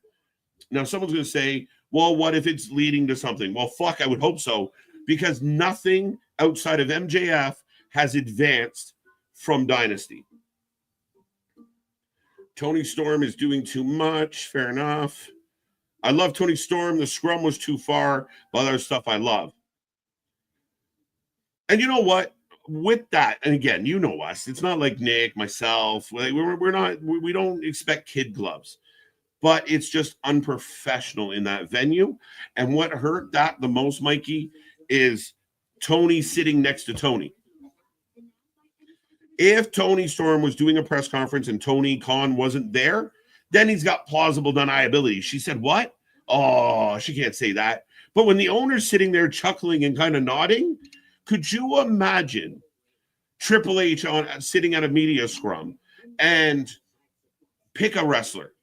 Bianca Belair sits down next to him and drops a fucking poem about shagging herself in the ear. Trips would be like fucking dumbfounded. And probably won't be seeing, that lady for a little while. They should have had the balls to run head-to-head with Dynamite despite not being on a great TV channel, KJ. They should have had the balls. Who? Bradley, elaborate. Are we talking about NXT? And I blame Vince for a lot of that. I mean, that's my cop-out. Damn, it's them thighs, bro. I'm like fucking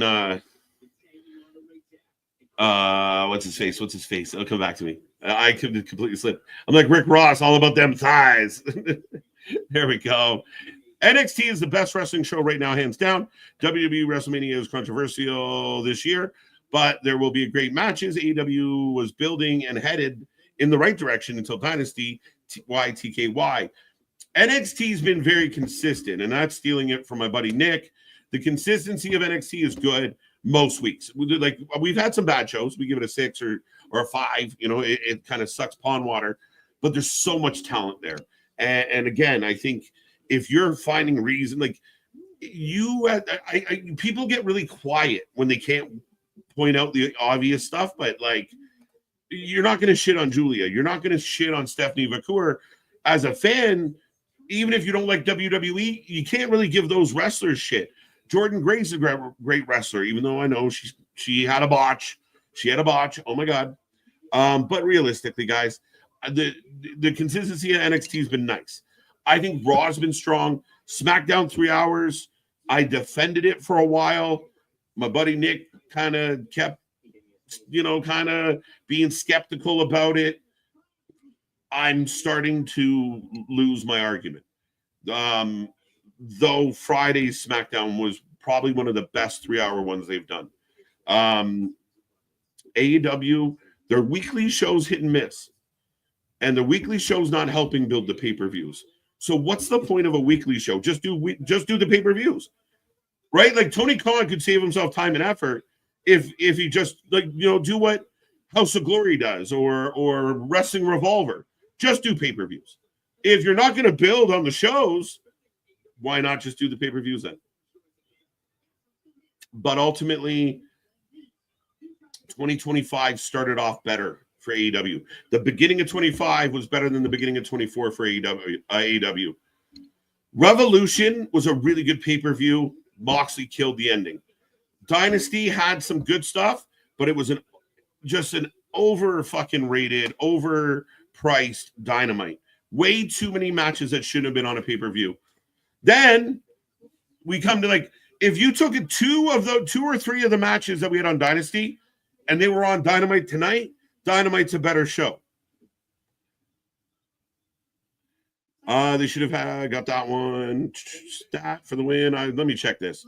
68% going Thunder. Only 32 going Stat. I'm a little surprised, not going to lie. Stat, I feel that. The timeless gimmick. Got that one. Guys, I appreciate you, by the way. I know I haven't done a whole lot of call-outs tonight or anything, but go get yourself merch. Go follow us on socials.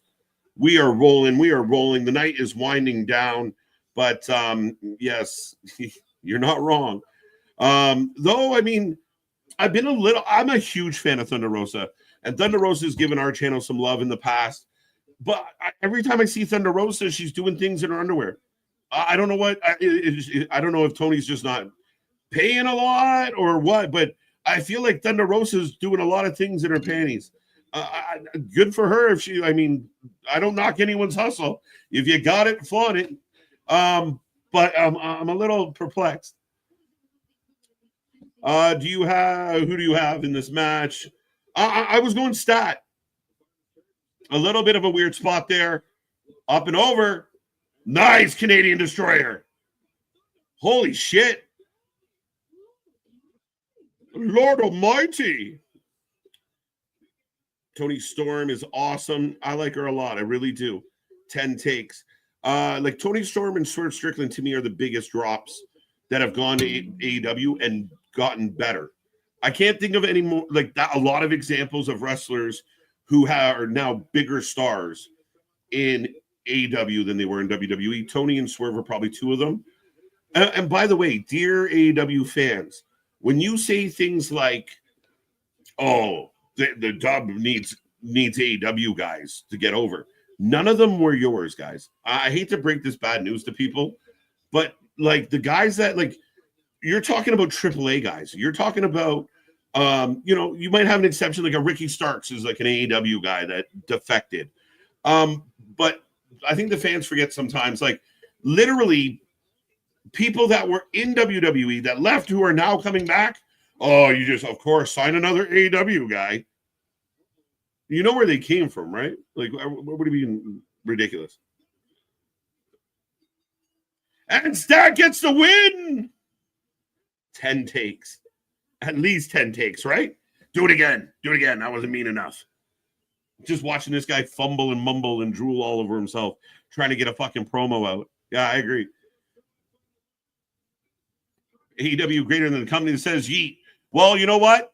AEW needs some people in the company to say yeet. Or at least say swerve, because that is what they need. They need some star power. And I'd rather be yeeted by 10,000 than fucking whispered about by 3. AEW were the best wrestle, but I guess they took today off. Yeah, they were the best wrestle once a month. My dude, what are you doing? Jose, I don't know what that is. AEW equals Mickey Mouse.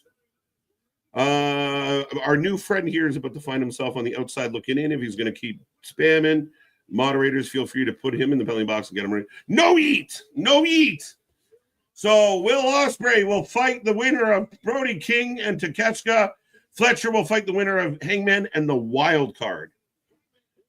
KJ, we need to fly to Maryland and book this show so you can save it. Listen, I mean, I get the tongue-in-cheek side of this, Tom, and I appreciate the love. I'm just a wrestling fan talking shit, guys. I'm no pro. I'm no, none of us are. We're just shooting the shit. But my God, if us amateur hacks can figure it out, Tony can do a better job. As we got Callis with Fletcher and Takeshita. 4-0. Kelly signs a legend. Yes, she did. Kelly signed the Legends deal. Also came out today that they're doing the WWE Hall of Fame are doing like the legacy shout outs as far as, was it Dory Funk Jr. And 2 other people. I can't think of it off the top of my fucking head because it's, vitamins are great, but you guys will tell me who it is.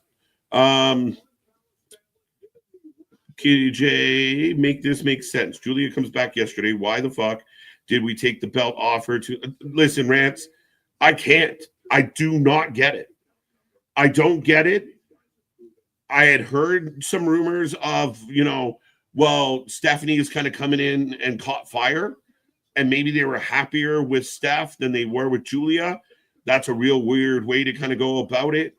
What I also heard, and what I think is the most believable, it was a paperwork issue, it was a visa issue, and they were not aware that it was going to be solved this quick. Once they got the issues sorted out, instead of waiting, they just pushed her back in. It's a really awkward, weird thing, Rants. Again, fair is fair. If I'm going to criticize one company's booking, NXT, this one makes no sense. We end up with a fatal 4-way. I think the last NXT pay-per-view was a triple threat for the title, and it was a triple threat for the men's title.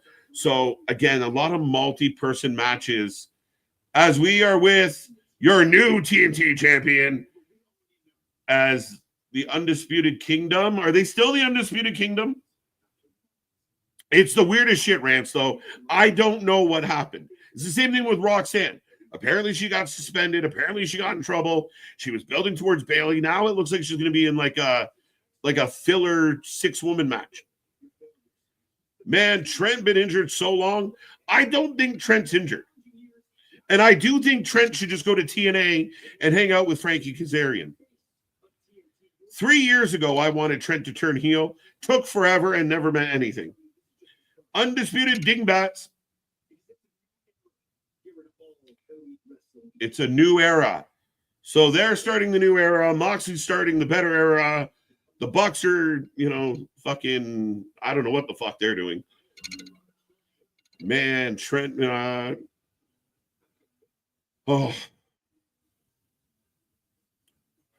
by the groan I just made, I guess you guys know what's next.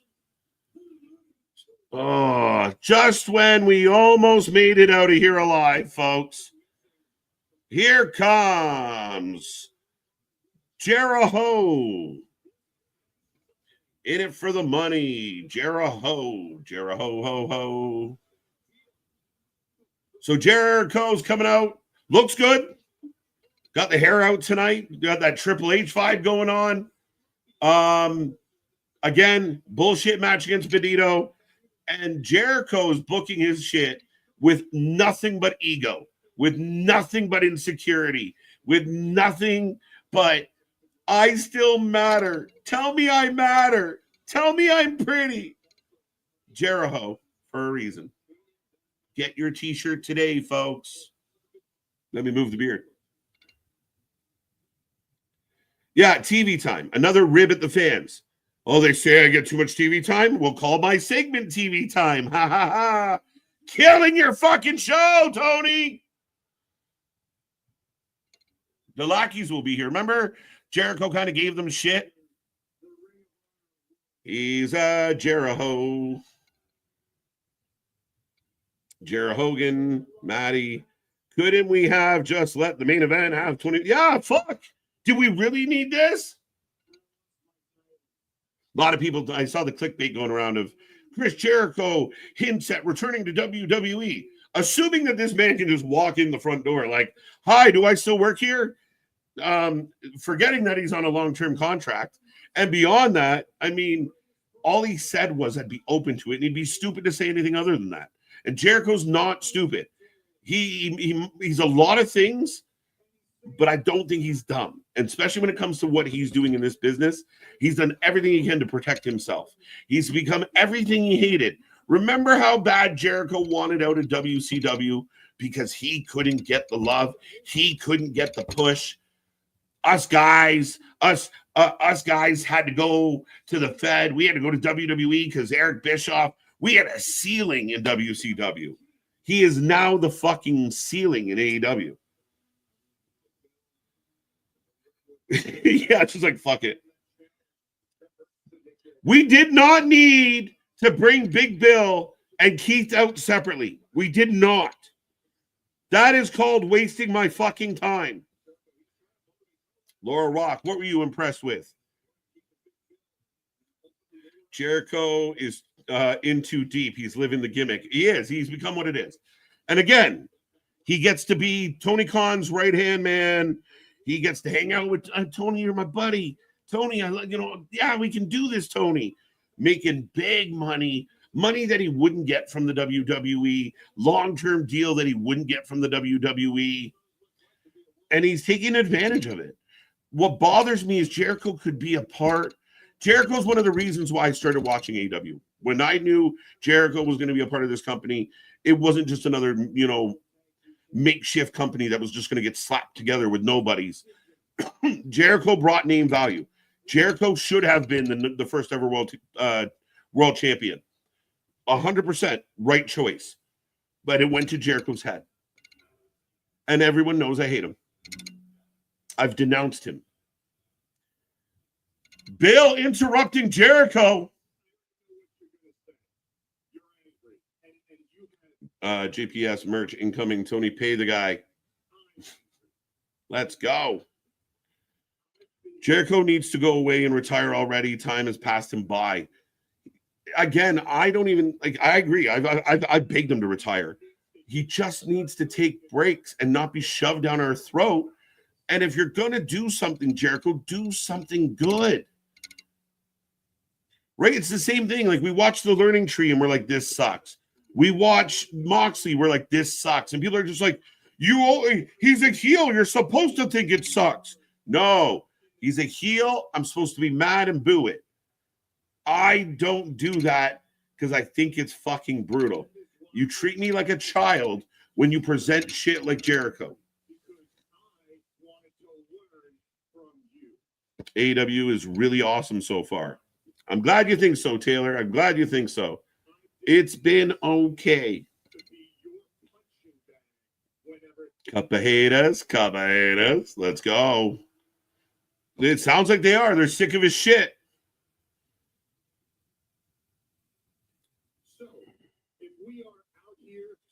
That was funny. That was too funny. Homemade t-shirt.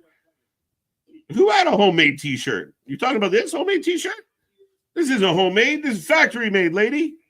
Go check out our store now. Get yours today. Homemade. Killing me, Smalls. Oh, there you go. Yes, leave. Run. Get away from this guy. I think Y2J replaces them with a returning Wardlow and Keith Lee. Oh, well, Jesus Christ. The Rotten Apple and the Maplewood. Hilarious, Tom. Hilarious. So Jericho staring down the smaller of the two guys.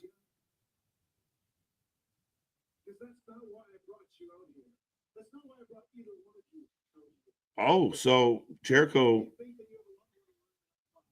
Big Bill, and I'm telling you, if that ever happens, the place will explode. Damien, you're not wrong. Yes, yes, get some cojones. I'm trying to teach you. I'm trying to help you. You're not teaching or helping anybody but yourself, Jericho, and we all know it. So can we move on now? Homemade puff, puff, pass all day long. Yeah, we are the shit around here. If you haven't noticed, right? That's why there's people that go live that are trying to make their shit look like ours, trying to do what we do. Go check out Bonfire. Go check out our store. Go check out all our cool shit. We got more coming your way. And just when they start looking like us, we start looking like this. It's what we do, folks. Don't doubt it. Don't deny it. It's okay. You wouldn't like Big Bill when he's angry. I wouldn't. Look at him. He's fucking huge. Huge. Heels are supposed to be entertaining. Well, I mean, again, heels are supposed to, at some level, elicit emotional response. When you develop apathy, when you don't give a fuck, the crowd's go, oh, I'm not angry. What the fuck is this?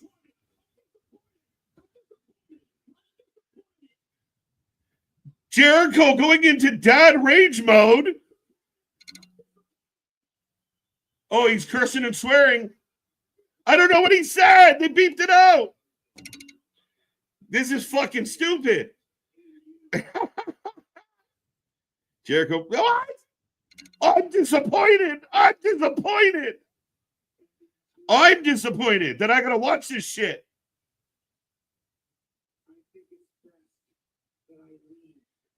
Yes!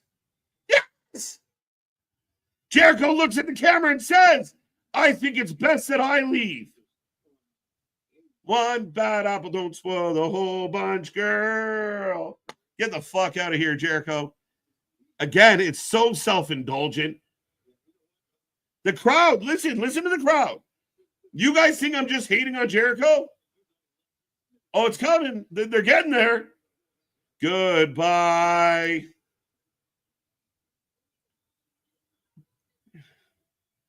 He signs an autograph and smiles. That was funny. The branches are breaking. Not an $80 TV. Are you kidding? TK went all out. It's for Jericho. The fucking $2,000 TV. Jericho just like, it would be fun. So Jericho gives the angry dad speech to Bill and Keith. The crowd murmurs a little, and he walks off. I think we're thrilled. Everybody should have popped and cheered for that, but they give no shit, so they didn't make any noise. I'm disappointed. I'm disappointed. I'm disappointed. Oh. Tree got blue. Bad apple for life. I like that. Jericho breaks the TV. How do you guys feel about that? And do you believe that Jericho's really going to leave? Jericho's really going to go away? Or is this just like, we'll see him next week with two new guys to beat up these guys like he's done for 5 fucking years? As Anthony Bowens will take on Blake Christian.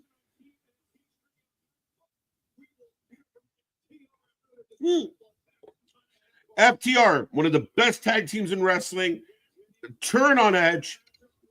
Do we see them on Dynamite? No, we will hear from them on Collision. We couldn't fit fucking... What's more important to this show right now?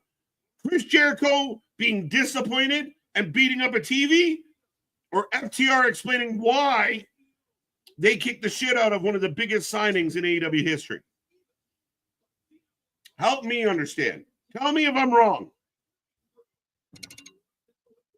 What's more important? Put the Jericho segment on Collision. As we are in the back with MVP and the Hurt Syndicate, as this main event is not starting yet. Jericho's disappointed in you, KJ. Well, it's good. I'm disappointed in him too. That TV had a family, goddammit. Those poor little baby monitors. It's just ridiculous. There's no feel to it. All right, we talk about any wrestling show. When you feel it, it matters. When it feels real, it matters. It just feels pretend.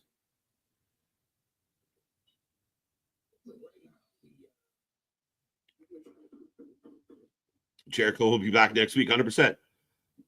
Like, he won't go away.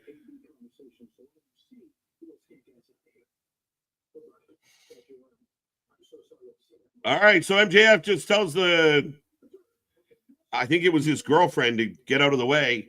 And now he's talking to MVP one-on-one. He didn't bump into Lashley and Shelton on the way in the door. Where's Anthony?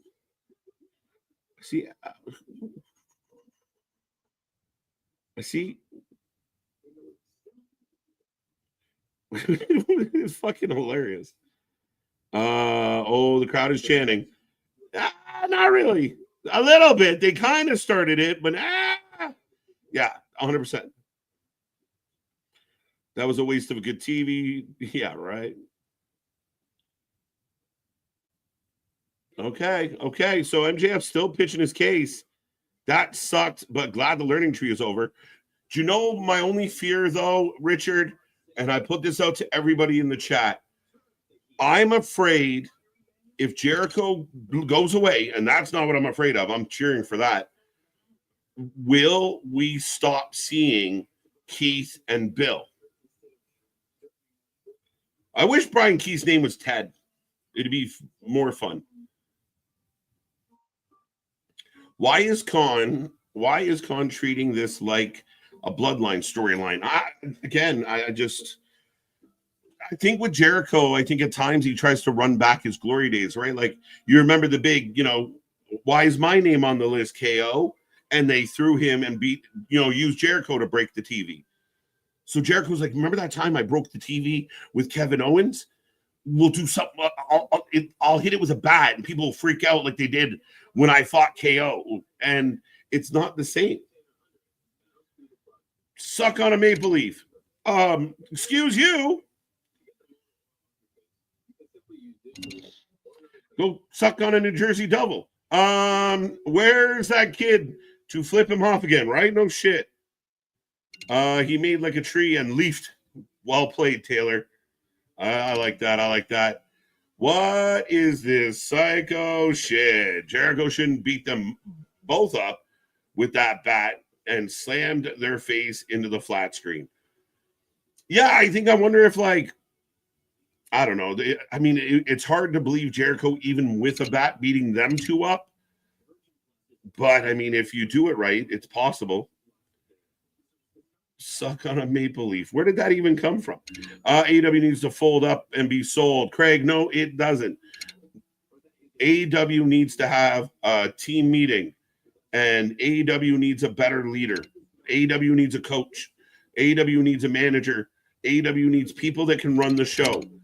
Tony doesn't get it. If Tony steps back and he puts people in place that do a really good job, ultimately he gets the credit. Right? Like I said earlier, the head coach gets all the love. We don't talk a lot about the offensive coordinator, the defensive coordinator, or the special teams coach. The head coach takes all the right. We might give the guy a pat on the back. Oh, Bob did a great job this year. But realistically, the head coach builds his coaching staff around him, because when they do well, he looks like a fucking genius.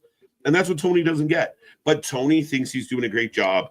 And he has guys like Meltzer who keep telling him he's doing a great job.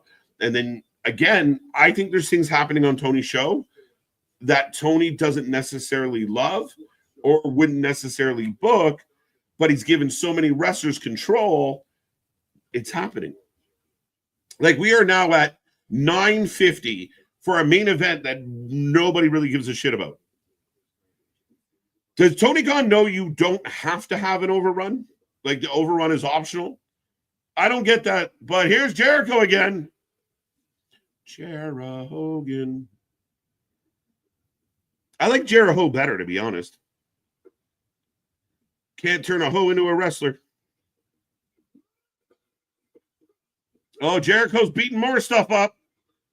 Wasting beverages.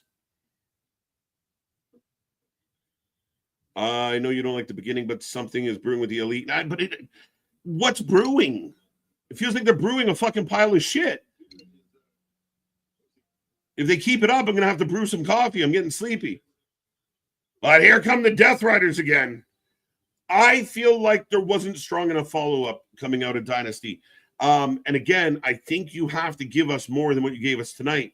The Young Bucks and the Kenny interaction, you pick any 3 wrestlers, 2 wrestlers.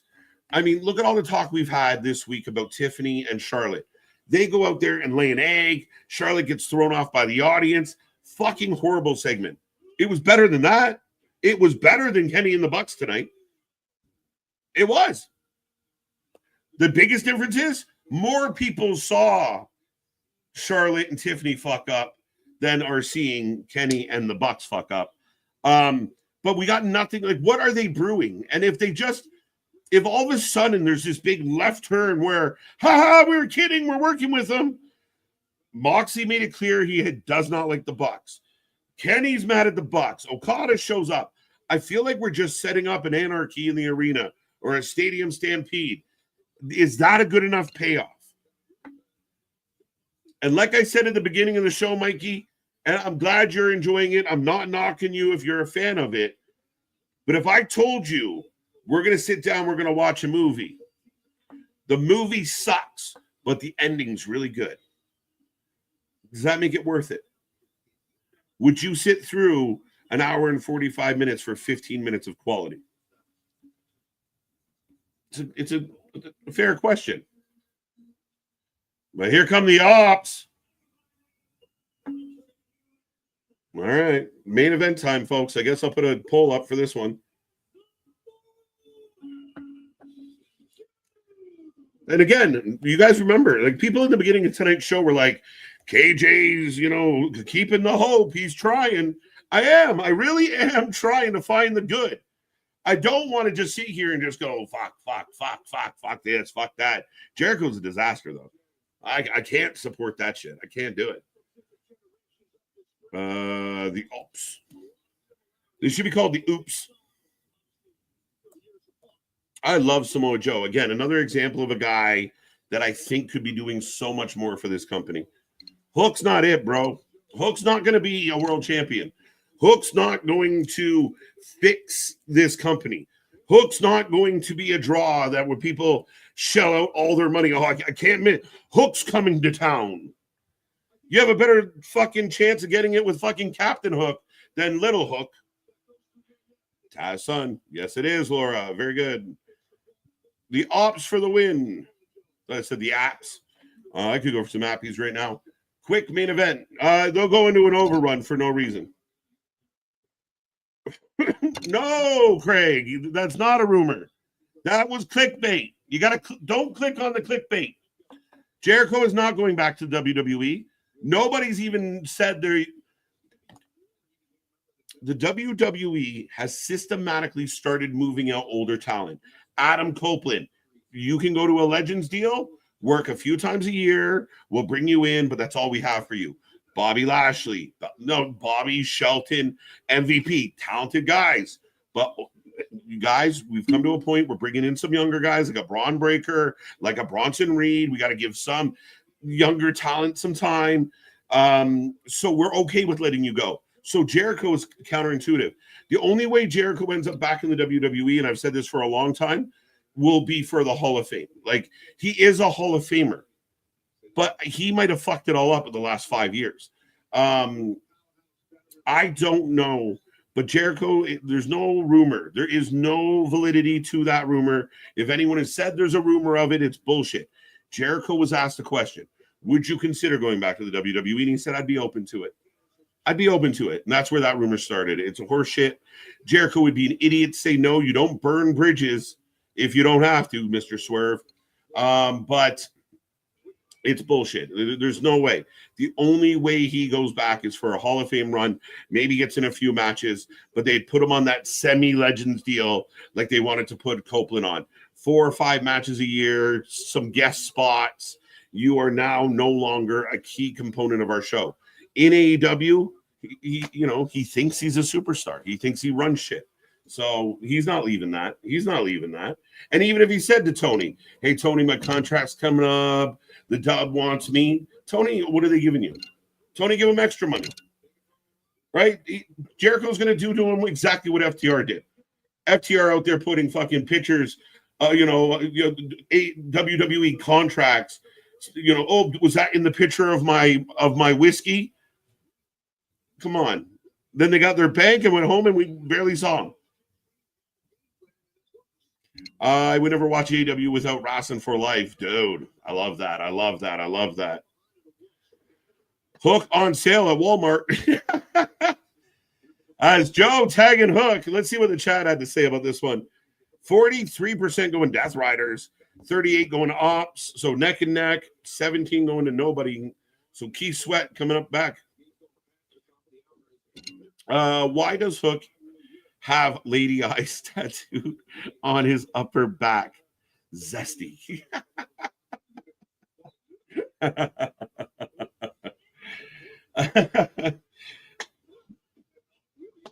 not. That's good enough. You got it, Boston. I'm with you. Joe's old music is goated. Like this is an ASMR rainstorm to fall asleep. Samoa Joe's music in the WWE is 100% goated. I know we talk a lot about Def Rebel and fucked up shit. I don't even know if it's a Def Rebel 1, but that old the dun dun dun. If they could have got closer to that with Joe, my God. And it was just on point. Like even with the growl, like when he come in, I had that on a playlist, and like every once in a while it would come on. Just the instrumental, it was enough because I loved it. And when Joe would hit the ring and he'd do the little fucking, the little nose touch and then the hand up right on that, it was perfect. It's almost like a Beatnuts track. Brandy Byron, that CFO. Okay. He is hooked. Yeah. Hooked on phonics, hooked up, and we'll stop there. Look at Hook's skinny legs. Like Chicken Wang. You might have missed it, but when Swerve was walking up the ramp doing a promo into the handheld cam, he mentioned blood and guts. I did miss that, Corey. And that's what my fear is. And then again, so Swerve and Hangman will make amends. So Hangman comes storming in tonight and says, I fucking blah, blah, blah, blah. But I think Hangman and that's good writing. Like, I mean, make us feel like they won't work together. They find a way to work together. But who goes in it the other way? We get the Young Bucks. And this is my example. Like, if you guys are the best wrestlers, if AEW is the place with the best wrestlers, the best wrestling, if that's true, then give me some really, really good wrestling matches. Not matches that are outside the ring, not matches that are brawls in the crowd, not hardcore matches, not matches that involve spikes, needles, or fucking flamethrowers. Give me quality matches. Walk the fucking walk. Don't just talk. And the Bucks, to me, are an example. They don't give us matches. Think of the last bunch of matches we've seen from the Bucks. They're all gimmick matches because when you don't have the talent, you use the gimmick to cover it up. And I think they don't have the talent. So we stick them in blood and guts. Yeah, so what do we get? So what do you guys think it's going to be? Say it's 5-on-5. Moxley, Yuta, Claudio. Pac just fucked himself up. Hey, thumbs up. So if Pac's out, that's the Bucks. That's 5. So the Bucks and the Death Riders, 5. Okada's not in there because Okada's going to fight maybe Kenny, but maybe Kenny isn't it. So do we go Swerve, Kenny, Hangman, because Kenny came out tonight? What? I mean, who else? Kamala and Ivan Koloff. Yes. Dory Funk Sr. Legends Wing. Yes. So earlier I mentioned Dory Funk Jr. and then I blanked out. I could visually see Kamala in my head. Could not. I was going to call him Umaga. It was rude. I didn't want to say it out loud. But yeah, Kamala, Ivan Koloff, and Dory Funk Sr. going into the Legends wing, the legacy side of the WWE. I'm good with it. I mean, all three names deservingly so. It took us like 2 years after FTR signed that contract to get where they are now. Semi-relevant facts. Fucking facts, my guy. I don't know if I clicked on this one, Spaz. I hope you're still there. TV time is Timu highlight reel. Learning tree is discount Jericho. How bad are things when Jericho is out here doing horrible Jericho impressions? That's the funny thing. When you become a parody of yourself, what are we doing? Why? How does he, like, again, I think that's the conversation. Hey, Tony, do you remember when like fucking KO put me in the TV? Well, we're going to do that. Okay, go ahead, Chris. You know what you're doing. You're awesome. Samoa Joe's song is by CFOs. Okay. KJ is a sucker for coordinated entrance music. I am too. Dude, if that music hits right, bro, and I know you feel this way, but if that music hits right, it works so well. And if it don't, it's obvious. I mean, we've had some bad shit. We talked about DIY for a long time. But, I mean, I think it's one of the reasons why I love Triple H so much. Like, going way back to when he first kind of got on that solo run post-DX. And yet, is this thing on? Like, come on. That music with the spray, like, when the music hits right, the music hits right. Samoa Joe had one of the best musics in the business on that entrance for the dub and NXT. And it instantly got everybody into the Joe. But Hook drops Yuta. The match is so exciting at 10:02 p.m. that we are talking about entrances. I can't believe this is Samoa Joe's first match in AEW since June 2024. Shit, I didn't even know. Wait, is that true? He hasn't had anything since he came back? Claudio steamrolls Hook. Here's a question. Would it be Hangman Swerve and the Ops? Is that good?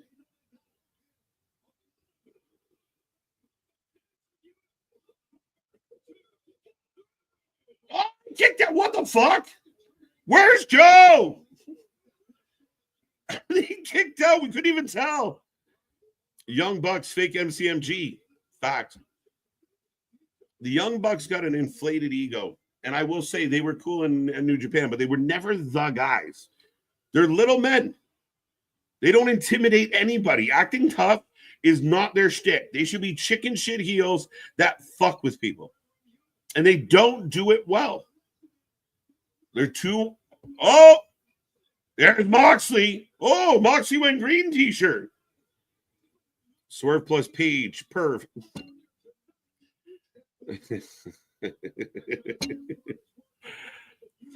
Fucking fuck. Jey Uso is at Pat McAfee's Big Night HT right now. Right? Probably. Hey, Shibata! Shibby! Shibby's got a big old band-aid over his eye. Moxley popped him with a potato. Samoa Joe's got the Kachachime! No way. No fucking way. Ladies and gentlemen, the Ops are victorious. Listen, dear sickos, I wrote you, but you should be calling. Yeah, I know.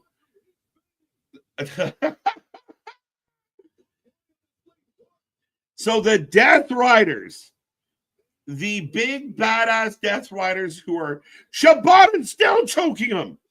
Let him go. He's already dead. Shafir's with the knee. Hook just blatantly standing there like an idiot.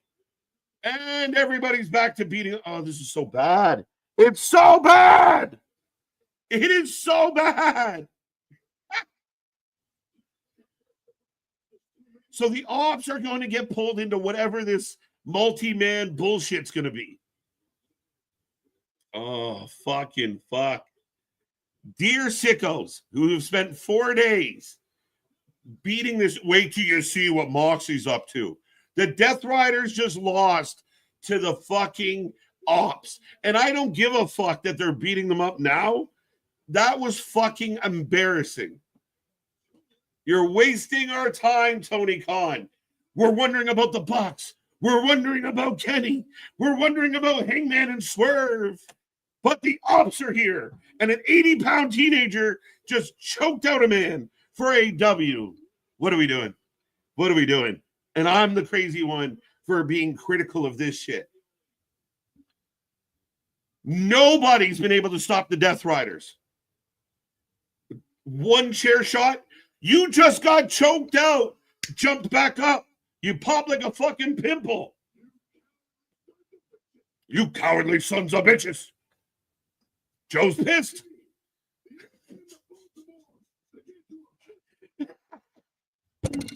It's so bad it's funny. Like, you have to be just of the lowest thought process to go, oh, this makes sense. This is really good.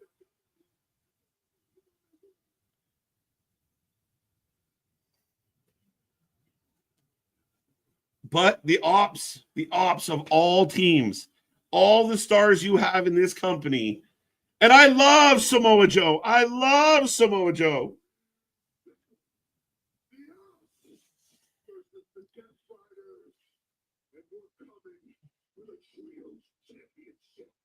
All right, so the Ops want the Trios championships. Okay. Yay. All right, sickos. Are you fucking pumped now? Is this the big storytelling we've been missing? Wait, we're not done yet. We got more time. Are you honestly going to tell me I got to wait till July before you guys do anything fucking good?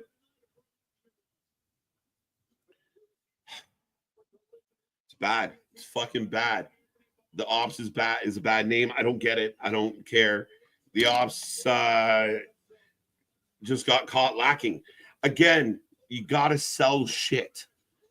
You had 3 grown men choked out for a win. Less than 30 seconds later, they were all standing, beating people up. And I don't give a fuck what anyone says out there. That is bad. You are bad at your job. It's like half cooking the French fries at McDonald's. Maybe that's relatable to more people out there. I don't fucking know. But they're not doing the fucking job. They're not doing their job. All right, ladies and gentlemen. Dynamite has fucking mercifully gone off the air. Let me know out there. How did you like it? What did you like? What didn't you like? What was good? What was bad? What was in between? What stood out for you? Did you get any answers? Are you content with anything? I think you guys understand where I'm coming from. And like I said from the beginning, I started tonight with so much hope. I was getting chirped by the chat about it. I was the fucking, the violinist going down with the Titanic because I was trying to be positive. And I mean, there are some positives. But none of this makes sense. I got Hook choking people out in the main event. I got Will Ospreay fighting in a fucking goon squad. Help me understand. Why is none of this, I don't get it. I don't get it. It's like showing up on Friday and Roman's got a match with fucking pick somebody. I can't even I'm blanking right now. But he's going to take on one half of fucking A-Town Down. For what? Why? Help me understand. Help me understand. The Bucks suck. Neutralizers, yeah. 5 out of 10 says Damian. I think I'm going to match Damian's 5. I think I can go 5. I mean, I kind of want to go 4, but 5 seems, again, when all these fans are out there on Twitter and on the internet, like, oh, wait, you got to wait and see what they're going to do. All right, well, here we are. And they didn't do shit. Didn't do shit. And anything they tried to do sucked. Giant donkey. Anyway, moving on. Fight backstage. If the Ops was Samoa Joe and any other than Hook, I'd be okay with it. I'm with you, Boston. I don't hate this veteran Samoa Joe taking Hook under his wing. I just can't accept Hook as a badass. And I think there's too many little men, tiny little men, on this show that act badass. Jack Perry's a badass. Darby's a badass. Yuta's a badass. Garcia's a badass. Is there anybody who's just a chicken shit heel that causes trouble and runs away because they're little? Right? Like, they can't all be little badasses. Somebody's got to be a flake in there somewhere. But I digress. Joe has all the potential. Joe could be world champion right now, and it would be better than Moxley being world champion. Joe is a fucking stud that people respect. Joe going after the trios title with Hook and Shibata? Jesus Christ. There goes Hook's ribs. Yeah, 7 out of 10. 7. I would love to know how you got to 7, my guy. Marina kicking Joe out of the ring. Oh, my God, Joe. Not cool. 5 out of 10. 4 out of 10. Knee pads. I mean, they don't even get the knee pads, MDB. It's just 4 out of 10. No knee pads. No knee pads. They haven't earned the knee pads. Though some of them could use it with how much they suck tonight. The Ops just got caught lacking. Where did I just go? Minus 5. That's crazy. You guys are amazing. You keep this chat going. The Ops is a bad name. I got that one already. Spring break is Thursday. Yeah, so we are going to be here live. 4 hours of Dynamite. No. That's not accurate. We will talk about this more. Spring breakthrough. Night 1 is... See, this is where AEW's got to work on its communication. We've had this problem before. They don't communicate well. As far as I understand it, and we will be here next Thursday, Spring Breakthrough, Wednesday 2 hours, Thursday 2 hours. So it's not a 4-hour show. It's two 2-hour shows, as far as I understand. Maybe I'm wrong. Fuck it. We're going to be here anyway. We're watching 3 other shows. Did I see Shibata choke out the AEW champion? Yeah. Not Swerve. Swerve didn't get revenge on John. Not one of the Bucks who maybe just were wanted to prove a point. Not Will Ospreay, who's your best guy. Not fucking anybody. Nobody. Shibata. And I like Shibata. But Shibata choked out the world fucking champion. Help me make it make sense. Help me. I don't get it. How do you defend this? How does it get defended?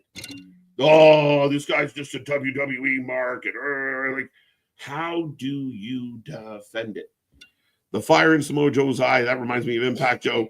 Joe is amazing. When Joe fires up, you believe him. When Joe says, I'm going to fuck you up, you believe him. But Joe going after the trios title means nothing to me.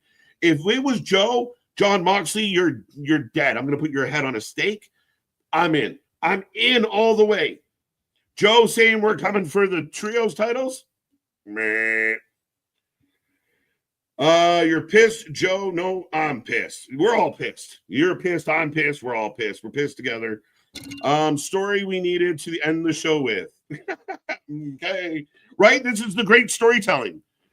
I want to let everyone know this whole long-term storytelling thing is the key is a story. You can't do something one day and wait a long time to do something else and then go see long-term storytelling. It's not a question of duration. Yes, we need the length. I almost said something really funny. We need the length, but we also need the story. You need the girth, right? You hear me? I went there anyway. 5 out of 10. Somebody get Renee, right? 5 out of 10. He spat on the camera. He did. Joe is a savage. Joe is one of my favorites. Like, again, going back to TNA, going back to WWE, Joe is a killer. I love Joe, but my God, this is not it. 5.5. I'm with you, Theater. 5 from Damien. I gotcha. Love Joe. We need a nation of violence. I don't know if Impact has claims to it. I mean, you could work around it. I'm sure Tony could pay for it, but either way, 0 out of 10. All right, C-Money. I know why. 0 out of 10. No Sadata. What? That's the thing. 7 out of 20. Oh, 7 out of 20. That makes a little more sense. 7 out of 10 is a little too high for me, but if you liked it and you feel 7, I'm good with that. 7 out of 20 was better straight. I agree with 7 out of 20. That seems more reasonable, 35%. Dynamite was disappointing. It was. And even coming off the heels. So let's say you're a fan like me and you hear that, hey, we know you didn't like Dynasty, but wait till you see what we got up our sleeve. And then you come back with this tonight. You're not exactly fucking winning me over. 7 out of 10 got you. -5 out of 10 keeps getting worse. 10 out of 50. So the wild 20% from Jose. 4 out of 10 from Mike. Let's be real. This was a 7 episode. Let's be real. 7 is a fucking gift. Let's be real. There was nothing in that fucking show that gets that to a 7. Let's be real. The EVPs suck. They opened the show. They can't cut a promo. Kenny told a story about a friend with 2 dogs, and the crowd went to sleep. Nothing happened. No angle was built. We get a match. We got a fucking 8-man tag match, which was the highlight of the show. The best part of the show was an 8-man tag match that should have been the main event. Shibata choked out the world champion. Joe challenges for the trios titles. No FTR tonight. We'll save that for Collision. How the fuck do you get to 7? I'm being generous at 5. Sorry, Taylor. Good show. Little bad, but good show. Enjoyed it. I'm glad you enjoyed it, Mikey. I really do. I mean, again, it's not all terrible, but everybody's in the wrong fucking spots. If John Moxley and the Death Riders were in an 8-man tag for $400,000 in the middle of the show, and Will Ospreay was in the main event fighting Samoa Joe, you got me. I'm in. Perfect. But that's not what we're getting. We're getting garbage on garbage on garbage on garbage on garbage. 5.5 out of 10. The 8-man tag should have been the main event. Facts. I think that's what should have been the main event, and that should have had, like I said, Shivani comes out with a big check, and they're all like, we don't know why, but we all high five like Happy Gilmore and go home. Axiom? What about Axiom? Dynamite was good until Jericho. No, it was bad before Jericho. Jericho made it worse. And again, I think it's my expectation. I want to see solid professional wrestlers, solid professional workers come out and be professional. And they're just not. They're not good at it. I didn't work for me, brother. Tiffy, Charlotte was better. Facts. The Jericho thing was embarrassing. Dave Meltzer just got Dynamite 5 stars. 4 out of 10. Sippy tea on the tippy tea. What the fuck are we saying? Sippy time on the tippy time. Tiffy talk. What are we? 6.5 out of 10. Collision is the best AEW show. I like that, Robert.